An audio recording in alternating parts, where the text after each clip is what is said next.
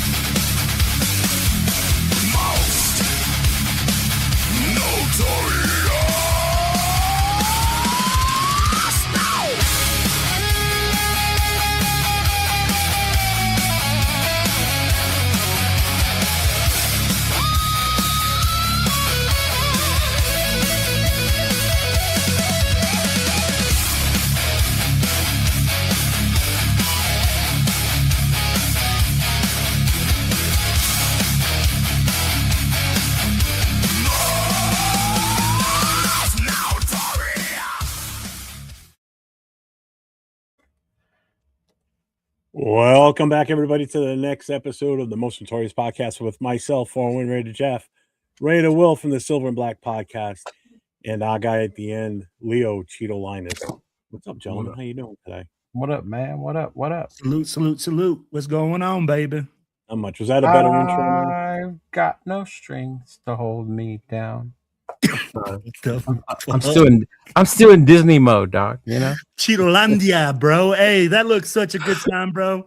I'm so happy you got it out there and enjoyed some Disneyland action. How was it, Cheeto? I'd be like, how's the weather out there? I'd be like, I want to ask Jeff because fuck, bro, that looks kind of rough on the East Coast. It was nice. Yeah. It was nice. It was like 80 degrees midday, so the sun came out a little bit, but it was cool. It was cool. I wish. See, I got to meet Darth Vader, and you mean a guy in a costume that looks like but he does it in character though. They have this whole thing where he talks to you that way. And being the nerd that I am, I went along with it because I had on my Anakin Skywalker shirt. So I went along with it, and it was fucking awesome. But the dude only took pictures; they didn't do the video. Like, god damn it, yeah. Mm-hmm. But anyway, it was a lot of fun. You're excited to see a guy in costume. Just go to a Raiders game. You'll see plenty of guys like that. Yeah, but I'm a fan of this guy, not them. So there's a difference. Well, you're a fan of the character, right, Cheeto? You're a fan of the character, not the guy, because who knows who that guy is. I'm a fan of the character. I'm a fan of the movies. I am a fan of the series. That's how I learned to speak English. Was Star Wars was one of the first movies I ever saw like that. Yeah. Thank God it wasn't. Man. Thank God it wasn't the Phantom Menace, because then you learn how to speak like Jar Jar Binks. We'd be fucked. Yeah, no, this makes me think it's the best idea that I learned from from a look and Han. Yes, Misa no wasn't liking that. Last time I went to Disneyland, they still had 20,000 Leagues Under the Sea. That ride doesn't even exist anymore in either. I heard last time you went to Disney, you actually kicked it with Walt. Yo.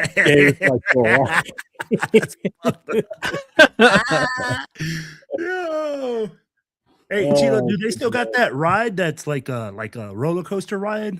Almost, it goes inside the dome. It freaking like it's all dark. I forgot what You it's mean the called. Matterhorn? The Matterhorn or No, Space Mountain? Space They got rid Mountain. of Space Mountain? No, they have Space Mountain still. It I was was gonna closed say. though. We didn't get to go on it, but Okay. the Matterhorn's still there. Yeah. Dawn and I went down to Disney on a honeymoon in '91, and there was like hardly Okay.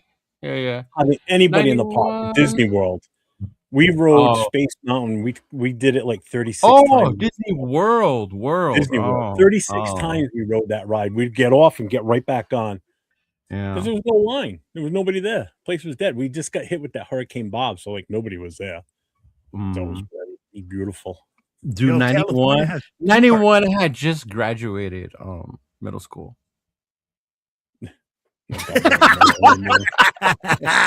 I remember because our tassel said 91. Yeah, 91. Hey. Yeah. Let's check in with the chat. Let's see who's here, and then we'll get rolling tonight. So we got Sacktown Mike's in the house. What up, Mike? Big luck. No, Leo was on time. Leo was on time. Yeah. Jarrett is in the house. I had to get my wardrobe ready. I got to make sure. Rorschach's here. Yeah. Daniel Berry. Cool Kev's in the house. Ao's here. My guy. Ayo. Raiders. Who else is here? Who else? I don't mean to be a downer, but I don't like the song. Not really my forte. Well, Jeff, we gave Jeff creative control and fitting Jeff's image. I think the song's very suiting. Yeah. Let's see. Who else did I miss? Did I miss anybody else? It's kind of like why the connection one is more like a hip hop-ish thing because it's different with me, Nate, Jay, and you. Yeah. Yeah. Bueno's here. Or it's his refrigerator. I don't know. Could be Bueno. But so those that are not aware, I do have a poll up on my channel right now. I'll read it off to you guys if you two haven't seen it. So what is the rumor you're most tired of? In this did you hear the latest? Which one? There's two. The Maxx Crosby is no longer going to play football. He's going to play European football because he bought into a team. So that means he's getting ready to go over there and go play. God, bro. And then the one today was he had this influencer who's into mental health and weightlifting. So now Max is gonna, leave the Raiders and go do that for a little bit as well. So just putting it out there. Don't shoot the messenger. Jesus Christ. Yes. Well, here's the questions on my poll. So what is the rumor you are most tired of? First one is Max wants out and we will trade. We're going to trade the number 1 pick. Mendoza is the savior for the Raiders, and we always mess up the draft picks. So there's your 4 options. Well, number 4 is not really too far. No. Right probably, Max is the leader at 75%. Well, I'm pretty sure everyone's tired of Max. Yeah. What's up, 805? I see you there. Alex, what's up? Raquel. What up, Bob? What up, Bob? What's up? What's going on, Raquel? I need to get that show again. Manuel's here. What's up, my day? Oh, Raider Shopping Max. Yeah, that's another one. Raider Shopping Max. What's up, Dave? We drafted Mendoza number 1. Hate that damn rumor. Me too. That's not a rumor, though. I mean, I guess if that one is he's going number 1, period. Whether it's us or somebody else, that's just the conversation we're trying to have, right? Yeah. And I think that's where it gets twisted when it comes to me and you, Jeff, right? Thinking that he shouldn't go number 1. It's not that he shouldn't go number 1. We know he's going to go number 1. Me and you just don't want it necessarily to have to just be us. There could be other options. Yeah. Yep. I like that one, Manuel. Max is going to leave us to become part of SpaceX and fight. It says Will is now in on Mendoza at number 1. Just don't know. Answer that. Like what I just said. It's not that you're against him being number 1, right? Yeah. Do you think he's going number 1 regardless of the team that's picking him? Is he going to get picked number 1? Regardless of who the team is? Yeah, regardless of who the team is he getting picked number 1? Whoever's moving up to number 1, absolutely, Cheeto. I'd be like, it doesn't make any other sense. So he's going number 1, right? He's going number 1. I'll be like, right now. I think it depends on who In all honesty, I think it really depends on who the team that would hold the number one. If it wasn't us or the Jets, it's going to be a different player at number one. So, I Yeah. love you. I love that, Jeff. But I'll be like, if right now, if anybody's making a move up to number one to trade with us, it's for Mendoza. Yeah. Period. I'll be like, if yeah, but anybody's there's other making a move teams for that us, if they it's for had the number Mendoza. one, like you think Tennessee would take him if they had the number one pick? But why would Well, Tennessee move up to number one? We shouldn't even be taking him at number one. Sorry. Oh, that's not the debate. But my thing, that's the problem. It's not that we're saying he's not going to go number one. It's that we're open to options, right? If somebody was willing to trade it. Yeah. The fact that he's going number one, I think, is like going to happen, whether it's us or somebody. I heard Max was Hey, going Lorenzo, let's get him to come to Bakersfield before he leaves us. Yeah. Shout out to Lorenzo. Hey, make sure you get your summer kickoff tickets. You know, they're doing it a little different this year. There's personal canopy spaces available this year. So they are limited. So make sure you hit up Raider Crusaders on our boy Lorenzo. And because you would definitely see me, myself, 805, Severe. We'll all be out there again. Yeah. 805 is the rumor, Leo. That's how I'm treating it. Don't tell me how to rumor. My bad, 805. Yeah, thank you, Mike. Don't forget to hit that subscribe on all 3 channels if you haven't already. I know, So right? we got Oh, dude, Leo's trust me, is Baylor. Silver and Black Podcast, and Leo's is Cheeto Linus. So make sure you get over to each channel. Bro, trust me, Big. Like, I've been working on a How Do Rumors Get Started t-shirt. Well, dude, that was funny. I had him all pissed off last night. Well, not really. Wasted in his chat. Wow. Because I threw out the, Wasted. should we really Which take one's him? And just wasted? to get his take on certain things. And Which man, one's the wasted chat- again? the chat Wasted was goes on with closed out, Grant. man. Oh, okay. Chat was on me big Okay. time. I was like, God damn. Well, I think it's because everybody's so enclosed, man. I mean, like, right. yeah, I get it. The quarterback is the primary position that everybody wants. And Okay. honestly, I can see what they're saying. Hey, when is another opportunity that we're going to be able to get a quarterback? I'd be like, and that's where people, and I get what they're saying. I get where they're coming from. And That I is get 100% like a legit reason. Like, yeah, it makes sense. When is Logical. when is the other opportunity? Because we keep saying, hey, the draft is going to get better next year. That's what they said last year for the quarterback draft this year. And it I didn't worked. say that last year. Well, I'd be like, that's what a lot of people were saying for this year's draft. And we keep saying, hey, next year that quarterback draft is going to be better, but we don't know. I think a That's lot of the thing. parrots say that because they hear it on ESPN and then they repeat absolutely. it without even realizing and looking at who the class is going to be next year. All right. Well, and so I'll ask you this, Cheeto. Do you believe next year's quarterback class is going to be better? It can be, but like I said earlier on our shows, a lot of it has to do one injury. Because look at what happened this year with Drew Waller. He got hurt, stock completely dropped, right? The way they had it. Drew Waller was one of the top ones. Drew Waller, yeah. Nussmeier, look at Nussmeier. Nussmeier was supposed to be one of the best ones coming into this year's draft. And right now, you're like, fuck, this dude might just participate in the combine just to get his stock up, like he did in the Senior Bowl. You know, it can be, but it's like you don't know who's coming out. You don't know if it's Arch. You don't know if Moore is going to come out, even though he's staying one more year, right? Like you really don't know until it comes that time. Yeah. So it's a risk. It is a risk. Yeah. Mm-hmm. So and I get that when they say, "Hey, man, like when are we going to get another opportunity?" And I can't hate on them for having that thought because like Cheeto, like you said, and I just said, when is the next time?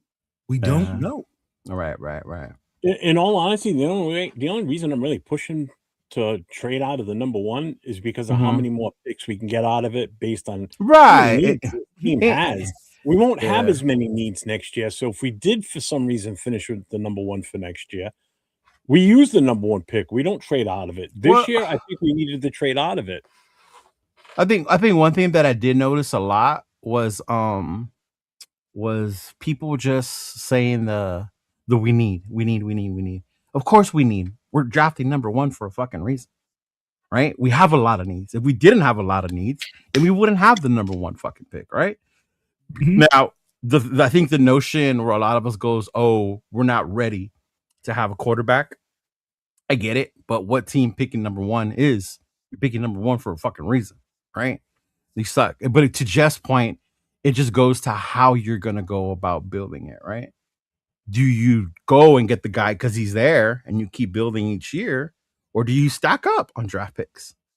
Yeah. Right? And you use this draft to get multiple people, or even say the Maxx. That's why, like, as much as I fuck with Jeff about Maxx, logically it makes sense. You trade him, you get capital, you use that wisely to develop your team because you have multiple needs, right? Like, I get we need O-line, we need a quarterback, we need everything. We need everything. There's a reason we're picking number one, we need, and the whole time we're all talking offense, we completely forget about the defense. Yep. Like, we need 100%. linebackers, bro, right? We need corners. We need corners. Like, are we really going into next season hoping that we re-sign Eric Stokes and that our rookie is developing even more? And that's only 2, right? Like, who else? 100%. Right? I mean, like, and then you'd look at Palumao, and I mean, like, look at our safeties. Is Jeremy Chin really the long-term solution there? I mean, like, there's a lot of like questions that we have. And the Oos Palumao was playing out of position last year. Yeah. Right. Like, to me, I think that's the thing is how is the new DC, how is he going to use these new players? How's his scheme going to differ? Because a lot of it right now we're blaming it on Pete and that cover 3 system, right? That Pete and that cover 3, right? How did that work? How was that bad? Yeah. Mm-hmm. Jeff wants to trade everything, and Jack wants APJ to play center and center only, and the only player that ever played for the Raiders was Jim Otto. So Jack, right. I got you. You're right. Well, and if anybody hasn't noticed yet, underneath my name, Gut Snow, I do and will ship to you. So if you need some snow, let me know. I got about 3 feet of it on my property right now. We got another, think anywhere from 4 to 5 inches coming overnight tonight into tomorrow. Yeah. And then we got another decent sized storm coming again this weekend. So anybody needs snow, I'll ship it to you. Sir, gladly. I would like some snow. Can you send some over, please? Shoot. I had a busy weekend last weekend, so I didn't get a chance to go up to the mountains. And they started melting already because we're in SoCal. So, yeah. Mm-hmm. Well, before we get into the Maxx talk, the Mendoza and all that, I want to bring this up. So we're going to talk a little bit of the Underwear Olympics because it's this weekend. Jeff, what is the Underwear Olympics? It is the Scouting Combine, the 2026 Scouting Combine. Right. So let's get rid of this part. Right, so Anthony, make sure there ain't no yellow snow. Yeah. These are just basically the by position group. The days that if you're gonna watch it, these are the days, like that's when they're gonna do their stuff. So DBs, defensive line linebackers and kickers are on the 26th. That's when they're doing their on the field stuff. Their 40s, their actual run drills and all that other shit. On the 27th, which is Friday, is the defensive backs and the tight ends. That's their on-field workout day. So that'll be Friday day. Mm-hmm. Saturday is the big one. Like the skill positions, basically. So it's going to be your QBs, your running backs, and your wide receivers on Saturday. I will probably be live during that, like I was last year. But the one I'm really want to pay attention to again this year, just like last year, is this one. Yep. Which one? Offensive line. That's Sunday. So that's going to be the offensive line one. And you want to pay attention to that one? Why? Because I want to see what some of these guys, like I want to see this kid from Iowa. I want to see a few others. I want to see what Slaughter does. I want to see what some of these other picks, because as of right now, I don't know if anybody else has heard this yet. There was the rumor out there about Linderbaum. Supposedly Baltimore offered him the bag. Pretty good contract. And I wouldn't even call it a fucking rumor because it's logical. Of course they're going to offer him a bag. He's the best center. Yeah. But they went, from the rumors, is they went above and beyond what his market value is. So they're basically outpricing him from anybody else that wants to go and get him unless you really, really overpay. So it's going to be a bidding war for him. But isn't that what was said was going to happen from the get-go anyway with him? Oh, yeah. We had talked about that, but I didn't think Baltimore was going to have the cap space to do it for this year. they might be in the works of reworking someone's contract that we don't know about. So they may have just been prepared. The way for the that. Chiefs So we'll know reworked in another- Mahomes' contract so they can have more cap space. Yeah. So we'll know a little bit more coming up. So basically, what Raider fans should watch for. So on the QBs, you want to watch mechanics and arm talent. Because don't forget, yes, I know it's Mendoza, but there's other quarterbacks in this draft. You still want to watch for them too. Just because we should grab 2 quarterbacks regardless. I think the only one that might throw is Simpson, from what I saw. I think the other ones are doing it just for their pro day, right? Yeah. Is Diego I'm not Pavia not sure. throwing at the combine? Oh, Diego's gonna do everything in his fucking power, bro. So, and you know what? But he might not though, because Go ahead, it can Cheeto. hurt you. It can hurt you. But let me Yeah. ask you this, Cheeto. So when you're in his situation, because his situation is total opposite, right? He's a kid that's being looked at as a partier, or a kid that's a bad apple, probably, things like that, right? Total opposite of Mendoza. But Jeff just hit something on the head. We have to look for a quarterback, maybe in the later rounds as well. We can't just go and say, hey, Mendoza's the only answer. Maybe we load up in later parts of the draft. Do we take a shot on a Diego Pavia? You mean if we pick Mendoza, we pick another one? Later on in the draft, in 7th? That would be. Or I do think that you would be think that's dumb too if we much? did that. That would be dumb if we Okay. did that. Or Because we're basing out on the fact that this kid is our number 1 overall pick. That's our future. So why are we going to pick another one later on in the draft, even if it is 6th or 7th round? What's up, Anthony? We should still be picking a quarterback. No, I'm not saying no, but I'm saying if we pick Mendoza, why are we going to get another one later on? You got to think about it. Gino more than likely is probably going to get cut, and if we don't bring in another quarterback like the rumor, Kirk Cousins, whoever, then that means we're going to go into the season with just AOC and Mendoza, which means AOC is going to start. Now we don't have a third quarterback, right? They can go out and sign a quarterback situation. There's veterans out there, but now we have no viable backup immediately. Yeah, but I get that. But how does drafting a late round pick fix that problem? It doesn't, right? Well, it doesn't, but you still don't know. You grab somebody late. You grab, say, Newsmeyer late in the draft if he's still. No, I understand it. But you just don't. Not if you take Mendoza number 1.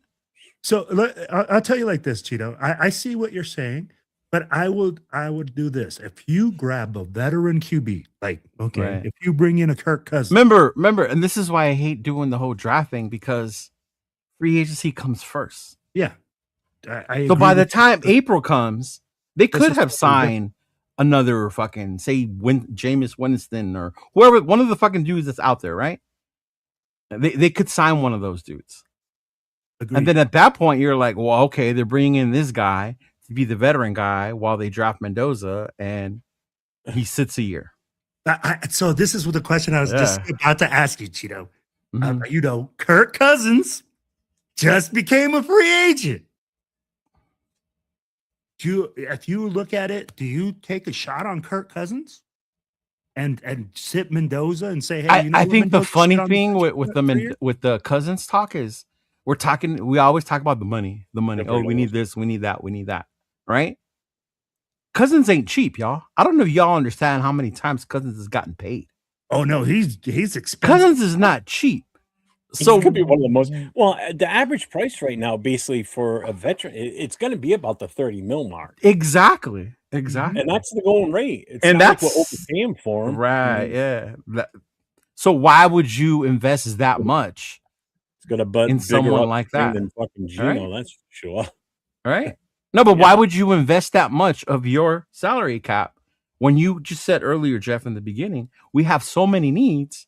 Why are you going to invest that in a veteran quarterback who's only going to be here for a year before we let Mendoza take over?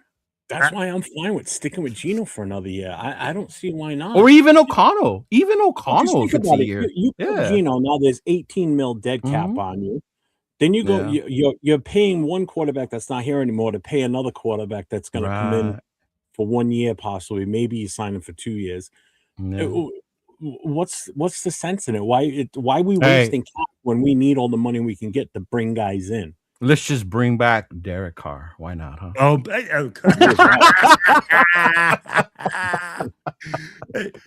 All right. so are we saying? Let me ask. So I thought Gino's time was done with us. Is Why would Gino you done? say that? They I haven't. thought I'd be like, honestly, when you flip off the fans. when Okay, you first are- off, we're not gonna do the whole flip off the fans things when the fans themselves are the ones being soft when they Oh, flip them off as well. correct. No. I'm just saying you're disgruntled. Because when he flipped off Seattle, motherfuckers made shirts about it and were wearing that shit proudly. I get you, Cheeto. But So, I'm just saying, like, you know why- he was disgruntled, bro. You know he wasn't happy. I now, know bro. that. I'm not saying he was. That's what I'm Yeah. saying. I'm not saying like, Mhm. hey, he was disgruntled. He Yeah. wasn't happy. So I'll be like, I really, how do you even come back and try to smooth that out with Gino and say, hey, man, like our fan base is just a bunch of assholes and just like come back and play for us?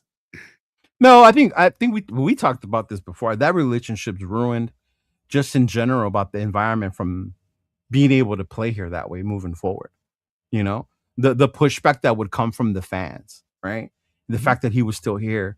The minute he threw one incomplete pass, the boos would come out and then you'd be more pressured to bring Mendoza in, you know?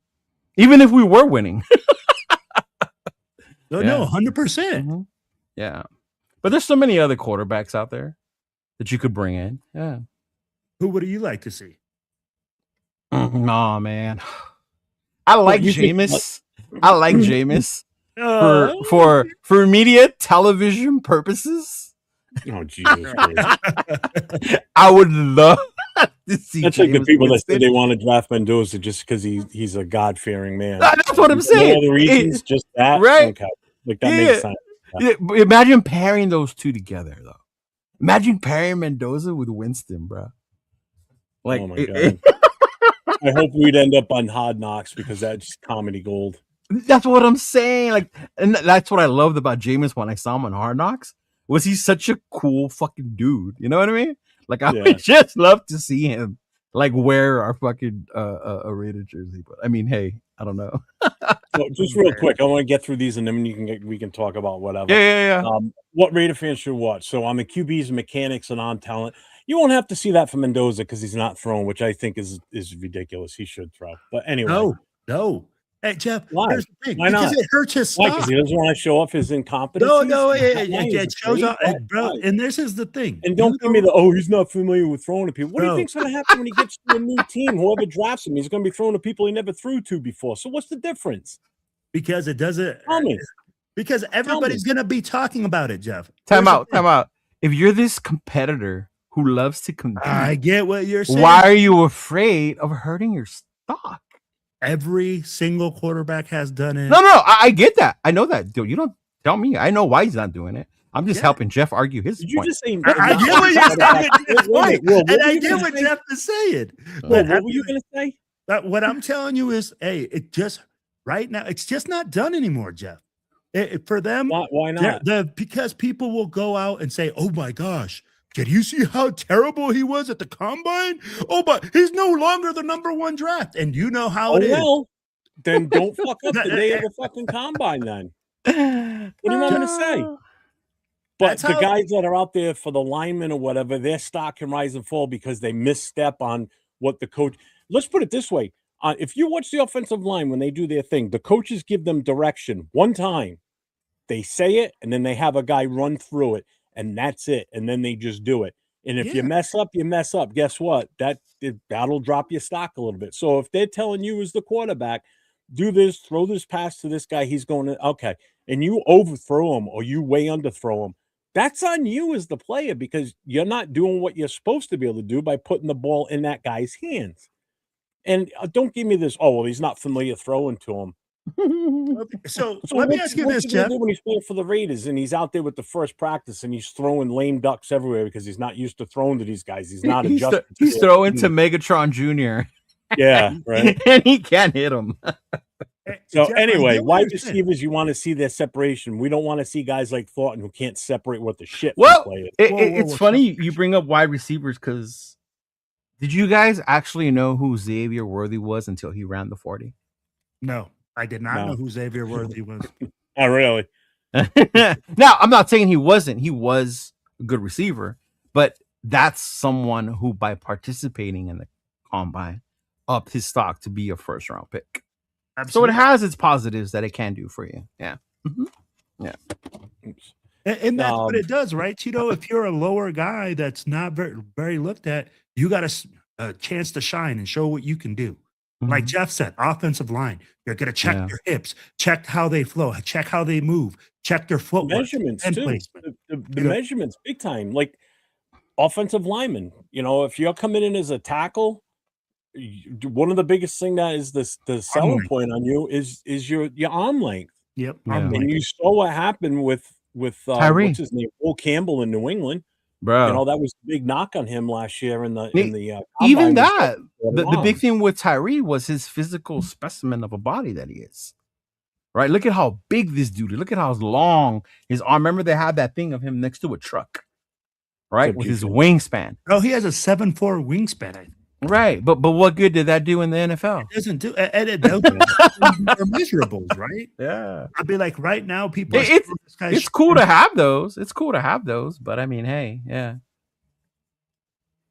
But I'll tell you like this. And that Cheeto. man says no QB and projected number one should ever throw in the combine when he has a pro day to throw to players he is familiar with. It helps him and his teammates. I get the help in his teammates. I understand that part. But look at CJ Stroud. He didn't have to throw his at the combine, and he didn't. He put on one heck of a performance out there. He solidified why he would be the number one pick. The thing with CJ carried a lot of that stigma of bad OSU quarterbacks. Yeah, he did. And until that Georgia game, right? Because a lot of people said he wasn't mobile enough. He proved the mobility. They're like, oh shit, he is mobile, right? So then, of course, he did the combine and he made himself more solidified in that thing, those doubts that people had. Although, even in that draft, if you remember with CJ, there were some people who put that out there about him not being smart. That he scored the lowest score ever on the Wonderlic or whatever the fuck. Yep, I remember that. That was a knock on him. Yeah. And was he the consensus number one, Cheeto? I don't think he No, was. Bryce. Bryce was always number one. So that's why he went out and performed, because he was trying to elevate his stock. Yeah. Because he wasn't the consensus. No. Bryce was, yeah. Again, on the offensive line, we still on this. The wide receivers, you want to see their separation and their 40 time.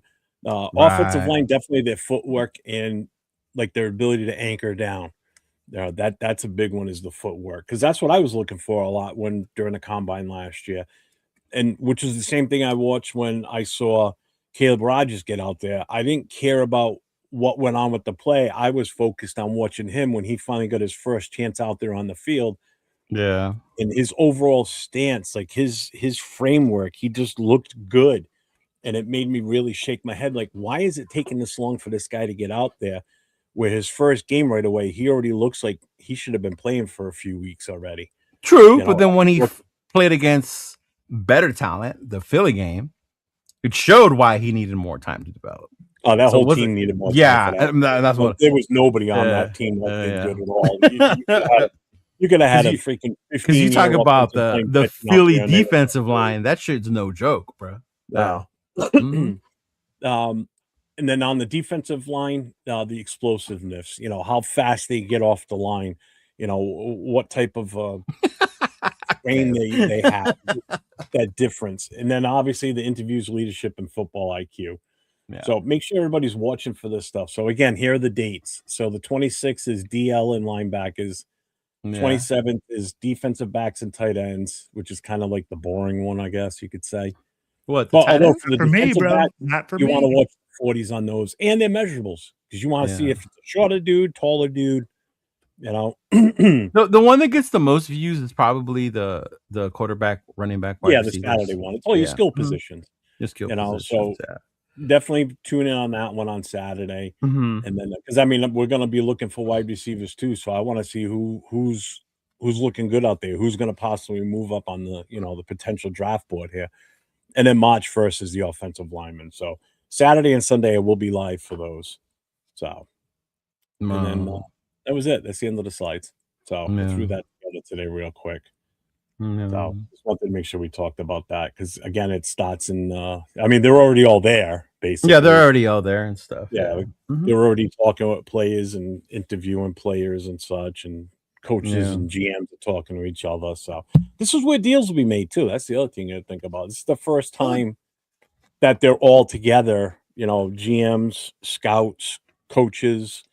You know, so there's going to be a lot of talking. There's going to be a shit ton of rumors that come out of this for the next few days. Every year. The rumor mill is going to be massive. So get ready for more Maxx Crosby rumors. Yeah, because if you think the Maxx Crosby stuff stopped, forget it. Yeah, it's going to keep rolling. Yeah, I mean, and I know, Will, you asked earlier, like the combine was coming, we were going to talk about today, like why does it matter? Like, what's the point of it? It honestly, I've always seen the combine as one, like that's where people who are below the radar can stand out. Yes, You know, I agree. You don't watch the combine to go see Mendoza throw, right? Because he's not going to. He's going to do his pro days. They've been doing this for a couple years now. You know, Cam Ward didn't throw. It's been going on for years now. It's been going on for years. These top guys don't throw. They only save it for the pro days, right? But you get to see some of these guys, like when you watch shows like 805 and them, or you listen to Todd McShay and things like that. The guys they bring up, these guys to look out for, you look at them on the tape, right? To like what Jeff was saying, right? You start to see that. Yeah. Then you can start to see like, hey, this guy's that, or somebody like, I had no Xavier Worthy. I had no idea he was that fucking fast. When he ran that 40, I was like, God damn, that dude is quick. Right. When you see shit like that. Yeah. Or even with running backs, you know, you see running backs. Genty didn't run the 40 last year. Yep. No. Because it was because it was questionable, right, Cheeto? Right. He just walked around with his shirt off. Well, a lot of people said it was because he didn't want to because of the speed. Mm-hmm. Someone said he didn't have to. He was already solidified as the top running back, so there was no need. But yeah. Yeah. And honestly, I wasn't mad because I've seen running backs there run an amazing 40, but they didn't have the other skills needed. Trey Archer. Complete running backs in the NFL. Yeah. Yeah. You know what, Cheeto? I love what you said, man. You're absolutely correct. What the draft is about is finding that guy that you see something late draft that you're like, who is that guy? What school is he from? Yeah. And then the one thing that I do like is like once you see that, a lot of coaches are like, show me how that transfers over to the game. You start digging in on that guy. Right. You can start looking in on that guy that you didn't see because you were like, hey, man, he's at a Division II. He's at the Division III. I'd be like, look at the Senior Bowl. It's funny you bring that up because I was listening to Q's show, and he was talking about one coach who used to work with Belichick, and there was a scout, and the scout used to tell Bill, "Hey, look at this guy. Look at this guy. I've seen this. I see him do that, like as a scout." And then Bill Belichick would tell him, "Okay, show me where what you're seeing translate to game film on the field." He got that from and I was like, dude, that's fucking like Bill Belichick. And that's fucking like he would say some shit like that. Yeah. Bill Belichick got that from Parcells. Yeah. So I was reading the Bill Belichick's like biography, and he got that from Parcells. Yeah. So that's super interesting. Yeah. Top one. Yeah. So it's cool when you see that. No. Well, remember that year the Raiders fell in love with the Combine Warrior offensive lineman, and we drafted him? Well, Armstrong, right? Wasn't it? But what the hell was his name? The guy, because they're actually like I told you this before. Guy that came here to give me quotes to replace our windows. That's his cousin. I think you did say something about that. Yeah, because I think you mentioned his name, and you were like, "Who knows his name?" And I remembered. I was like, "Oh, that was that dude we fucking drafted because he fucking did amazing in the combine, and then he couldn't block for shit." Because that's how the guy even said it to me. He goes, "Hey, you know that guy that did really good for the that you guys drafted, and he was like a superstar in the combine." I said, "Bruce Campbell." That was it. I had a feeling it was Campbell something. Bruce Campbell. Yeah. And I said the name to him. He goes, "Yeah, that's my cousin." I'm like, "Get the fuck out of here." He goes, "I'm telling you." I'm like, yeah, Bruce fucking Campbell, bro. Well, I gave him all my info and everything. I was like, dude, I'd love to get him on a show someday. So I gave him all my info, but we didn't go with him for the window, so I never heard from him. And Jason's right too. Medical evaluations. Yeah, Any of these guys absolutely. that Yeah, that's another were one too. injured last Especially year and or that was the potential big thing things with that haven't been detected yet. that was the big thing with Penix. Cause remember Penix had been hurt so much, so it was he like had a been big injured thing to 4 be able to times. look into Penix's injury thing. Yeah. Mm-hmm.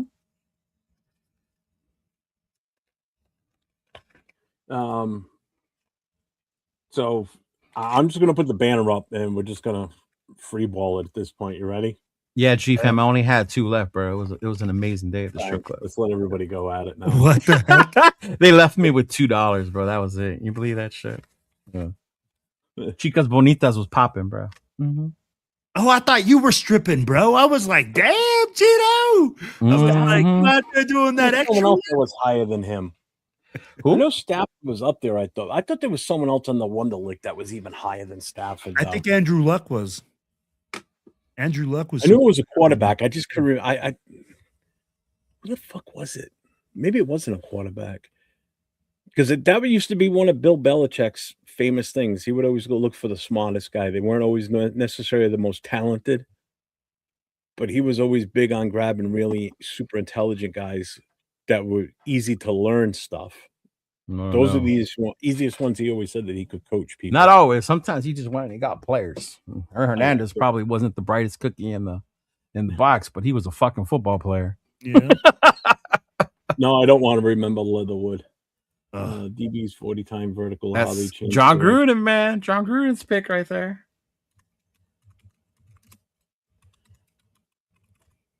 So we're not going to talk about Max. I may have put it up there. Max talk. There's no reason to. I'd be like, really? No, but I will say this, and I think it's funny how when Max came on and he said he came out and said he wasn't. People were mad because he didn't come out and said that he wasn't going anywhere, right? All he said was, I just plan on being here. Whatever he said, right? People took it, well, he never said he wasn't leaving. I didn't hear that same pushback today when Spytek said, I expect him to be here. Now, we don't plan on moving him. Right? Because if Max would have said some shit like, I expect to be there. Oh, you hear that? He said expect. That doesn't mean that's a for sure. This could have been his time to say, I'm not going anywhere. No. But Spytek said, I expect him to be here. You didn't hear all this outcry about like, oh, they're going to da-da-da-da-da. You know, like, come on now. Keep it the same for both of them. Now, I'm not saying they're going to trade him. I understood what he meant by that. Even when they asked him at the end about the offers or whatever the fuck, right? But I'd be like, and it's funny because people like, and you told me, Will, context. Because you're like, I was like, I was like, wait a minute, context. But I get what you're saying. People are gonna say because he said that we're listening. Immediately, we're trading Max. We're trading him. No, I'd be like, you have to listen though. I mean, like if somebody came up and said, and again, the Micah Parsons trade, and it's not happening because I'm telling you right now, if it was happening, people would be talking about it. I don't see 2 number 1s and an extra guy coming. So the trade value really for Max isn't what people think that it would be. No. So are you really going to trade him for a 1 and a 2? Or 2 number 2s? Hey, Jeff. Take a wild guess. What position player had the highest Wonderlic score ever? Center. Offensive lineman. No. What position? It was a punter. The only known player to get a perfect score on the Wonderlic test came from Harvard, and he primarily played special teams. He was a punter. What did he score? What did he score? A perfect score score? 50. A perfect score of 50. Yeah. The second was Mike Mamula, defensive end. After that was Kevin Curtis, wide receiver. And then Ryan Fitzpatrick. He got a 48. Yeah. Fitzpatrick is a smart dude. Yeah. He went to an Ivy League school, right? Oh, Who did he wow. get? He's a Harvard graduate. Yeah. Harvard, right? Yeah, Harvard project. Yeah. Ben Watson, a tight end. You remember him, really? Ben Watson? Yep. Yeah. Ben Watson was fucking 48. Yeah. That's crazy.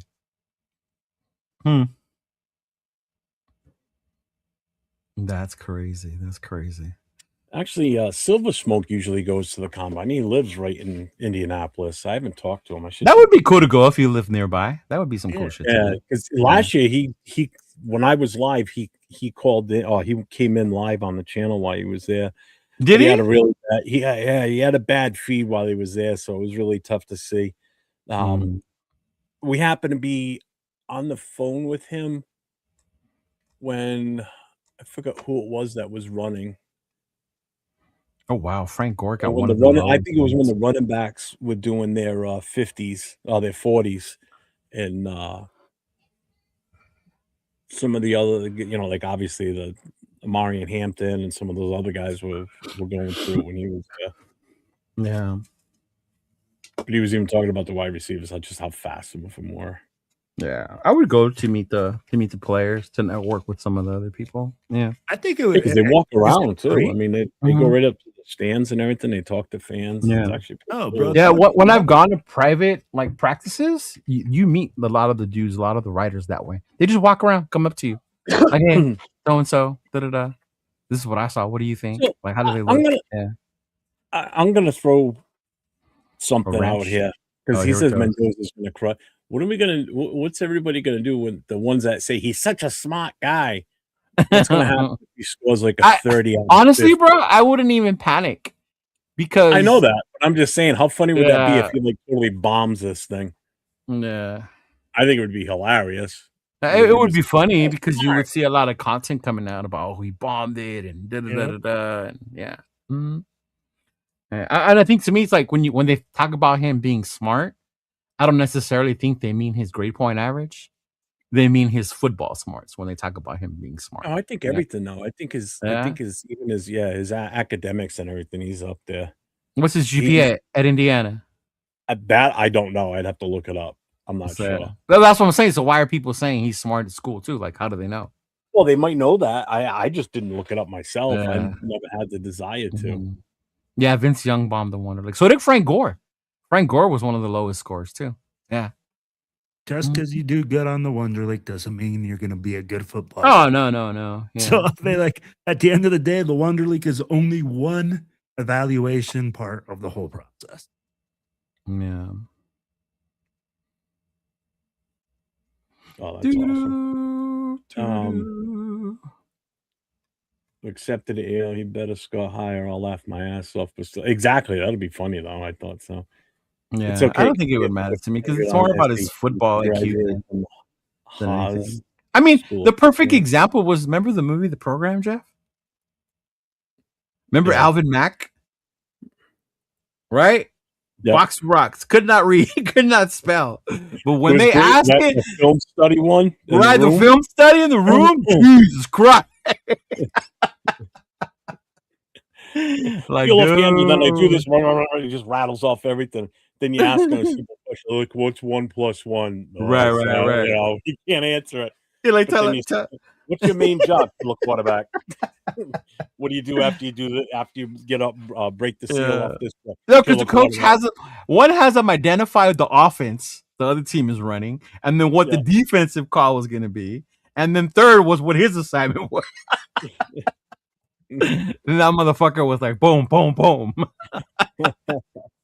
That's all I want our football players to have is that football smarts. I don't give a fuck about the other part. Yeah, really, right? Oh man.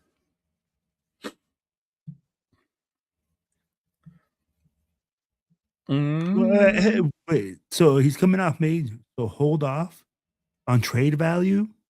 We can't hold off on trade value. No. All right. Do you know how to read right? What it says? Yeah, it says hold on. His message. It says, he goes, Max is coming off a major surgery. Hold expectations on what he is valued at until he is healthy. That's what he's trying to say. Yeah, but I'd be like, we can't hold on expectations. He's not saying.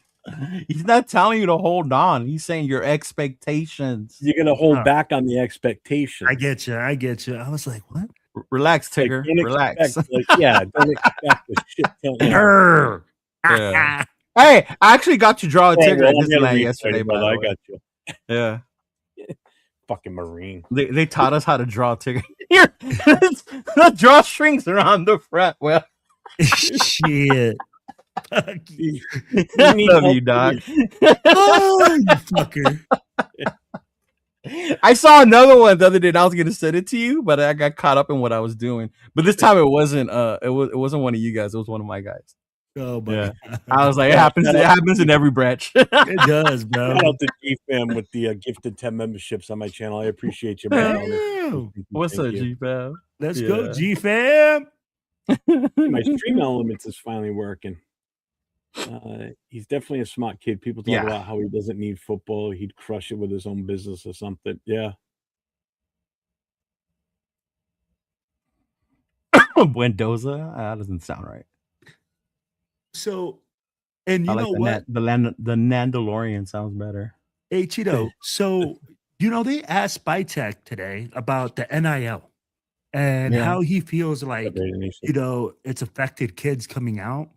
And he came out with the response that really, like, it caught me a little bit off guard, but he's like, I kind of like it. He's like, it shows me what kids are really about when they already get the money. Yeah. And a lot of people hate on the NIL for, saying, oh man, these kids are getting paid and this, but I'll be like, I really, that response really, like, I was like, hey man, that's factual right there. As a GM, that shows you, hey, if this kid got paid in college and he's still busting his ass, making millions of dollars, he's going to do it in the NFL. Think about it this way. Jamarcus Russell was a physical specimen. Had a fucking cannon, big games, all that shit, right? The knock on him was when he got his money, he stopped trying. It changed him, right? He didn't have to anymore. Now, imagine if Jamarcus would have got paid in college. It would have shown a little bit more, wouldn't have? You would have been a little more like reluctant, like, what the fuck is this we're doing with that money? Right? See what he's doing. But remember, they used to come younger too. They used to come younger. Yeah. We're talking about 18, 19, 20-year-olds, right? Yeah. Right now we got 23, 24-year-olds. Like, what the fuck? We got 26-year-olds coming out to get drafted. Yeah. No, yeah, I heard what he said, and it was definitely a good insight on a way of looking at the new college player. And we've talked about that too. Remember, Jeff? About how certain players that bounce around school to school. Yeah. What does that say about them character-wise, as opposed to a kid who stayed with the same program, for multiple years? Now, I get it. There's circumstances where your coach leaves, so you went for the coach. So if he left, you're leaving too. But I mean, the ones that just bounce around to paycheck, I'm sure that gets into the GM's mindset about when they're evaluating this guy. Yeah. Well, like what's his loyalty and like if you stick it out with a shitty team, but you're just phenomenal at your position and what you do and everything, you're just that top-notch guy, then that speaks volumes to me, because you don't care what team you're on, you're still out there balling, and you're making you're making a name for yourself, and you're doing what you can to help this team win. Right. But if all of a sudden you're on a shitty team and you're like, I'm out of here, and skips to another team. And G-Fam, you didn't say that right. It's wicked smart. You got to get rid of that R. Smart. Yeah. At least 3 A's in that. Oh man. But yeah. It's part of the new way of evaluating these kids. It's different. Yeah. Yeah. And I mean, like, he also said something else interesting, which I know the chat, bro, is probably going to kill me because they already said it. You don't draft a guy number 1 to sit him on the bench. But he said, hey, I might draft the guy number 1 and sit him on the bench. I think it depends on who's the one saying that. When you say you don't draft the guy to sit him on the bench, because Brady from the get-go, that's what the chat is saying. That's what I said. Like, I'm just saying, hey, the GM, Brady. I get it. As a fan, if we're drafting a dude number 1, I want to see him on the field, right? Yeah, I agree with you. But I like that. I mean, like, all the things that he said today made a lot of sense to me. Yeah.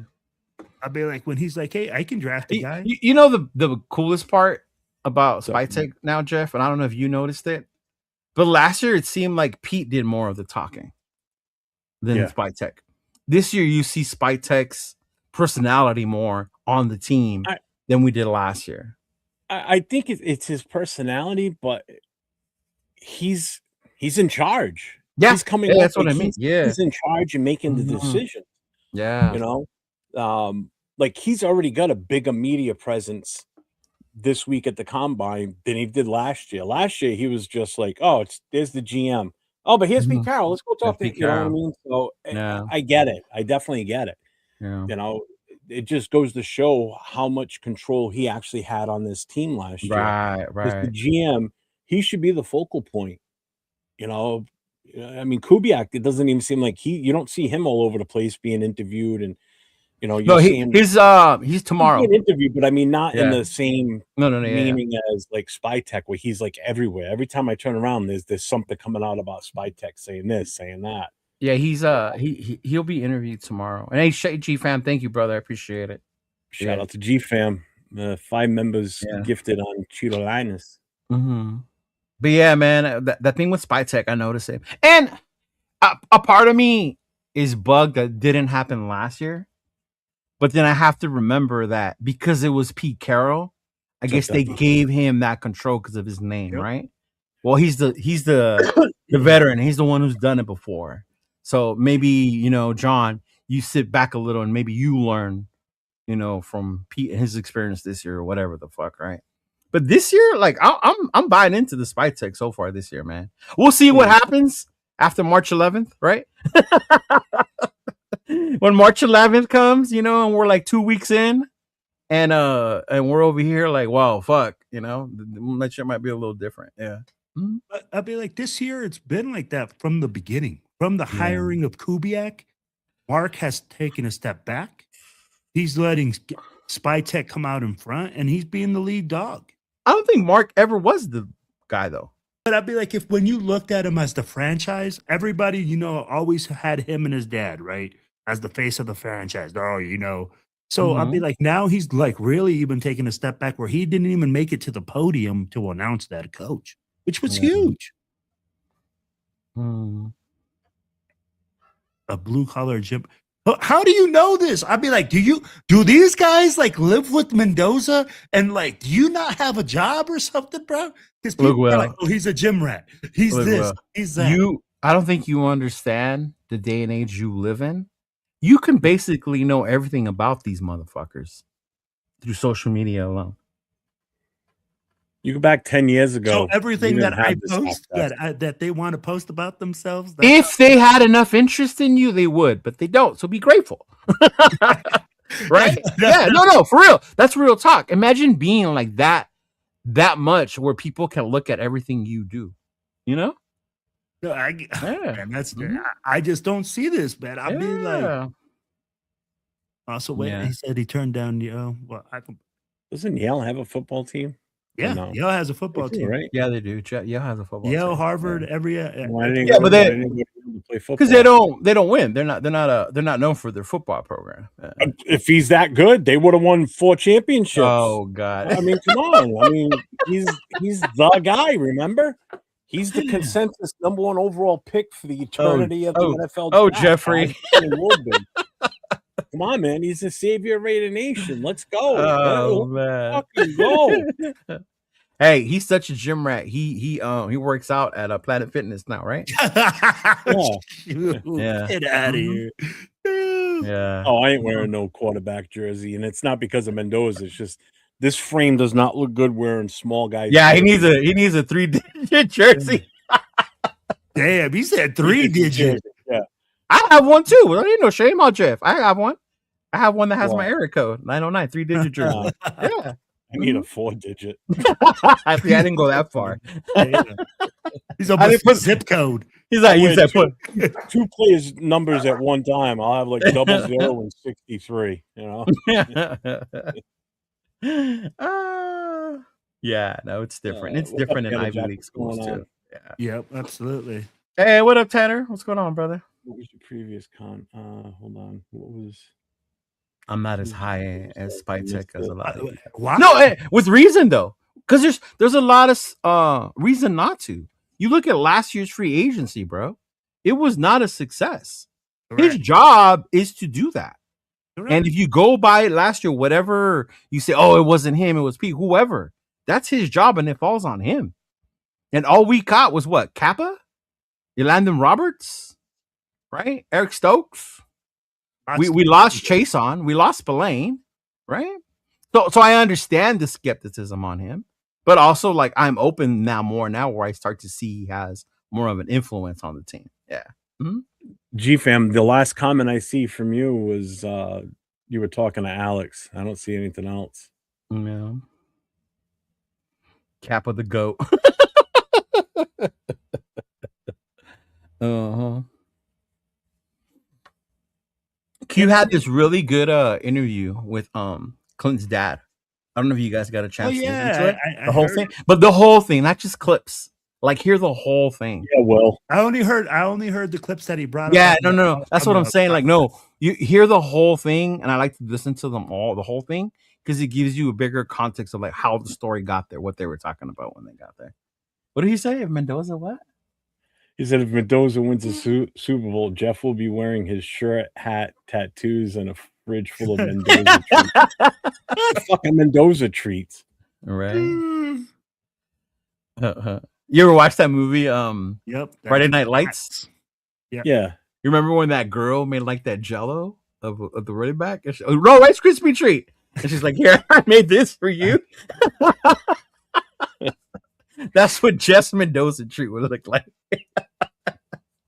Oh, What's up, man. Coach? I heard Mendoza lives his life like it's 1956.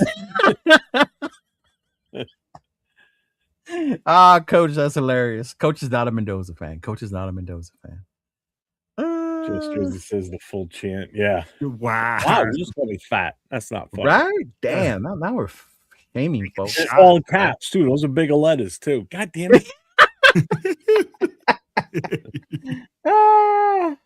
My tech was definitely handcuffed last year. That was Pete running that damn team last year. Hey, and you know what? Pete Yo. wanted a lot of his guys. He wanted to trade a lot of the draft capital into at least somewhat. So the rumors are right. What do you mean a lot of the draft? The only thing he traded was no. The rumors were that he wanted to get even more over his guys, right? Supposedly. Do trades? Who? Huh? Who? I don't know the names, but well, you mentioned the rumor. What were don't just hint the rumor, dog. Tell us the rumor. So, from what the rumor? Oh, bro, I didn't even forget adjust that. I will, G fam. I haven't even set up the store. There's so much on that I haven't even done. I think he wanted to bring over. Who was it? Wanted to bring over some more offensive linemen. I also wanted to bring over some DBs from freaking Seattle. I agree with that. He wanted to make more movement. Again, supposedly there was infighting inside of.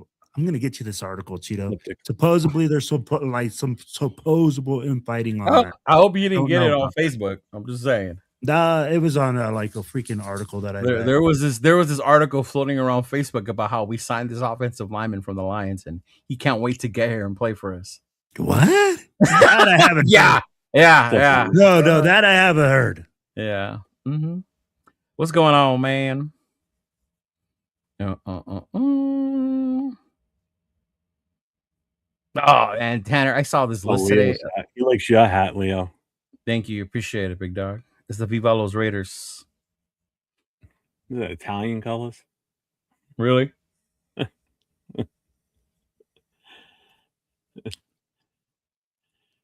If we were Super Jeff, he's celebrating regardless. Oh, of course I am. I told you if we draft him, I'm fine with it. I mean, what are you gonna do? I'm behind him. I think that's the part people get twisted. I'm not gonna sit here and be mad if he. Right? Yeah, they think because we were like against or we're pro trade that it means that we're not going to be happy. They're like, no. At the end of the day, whoever the fuck is on our team, that's who we're gonna cheer for. Yeah.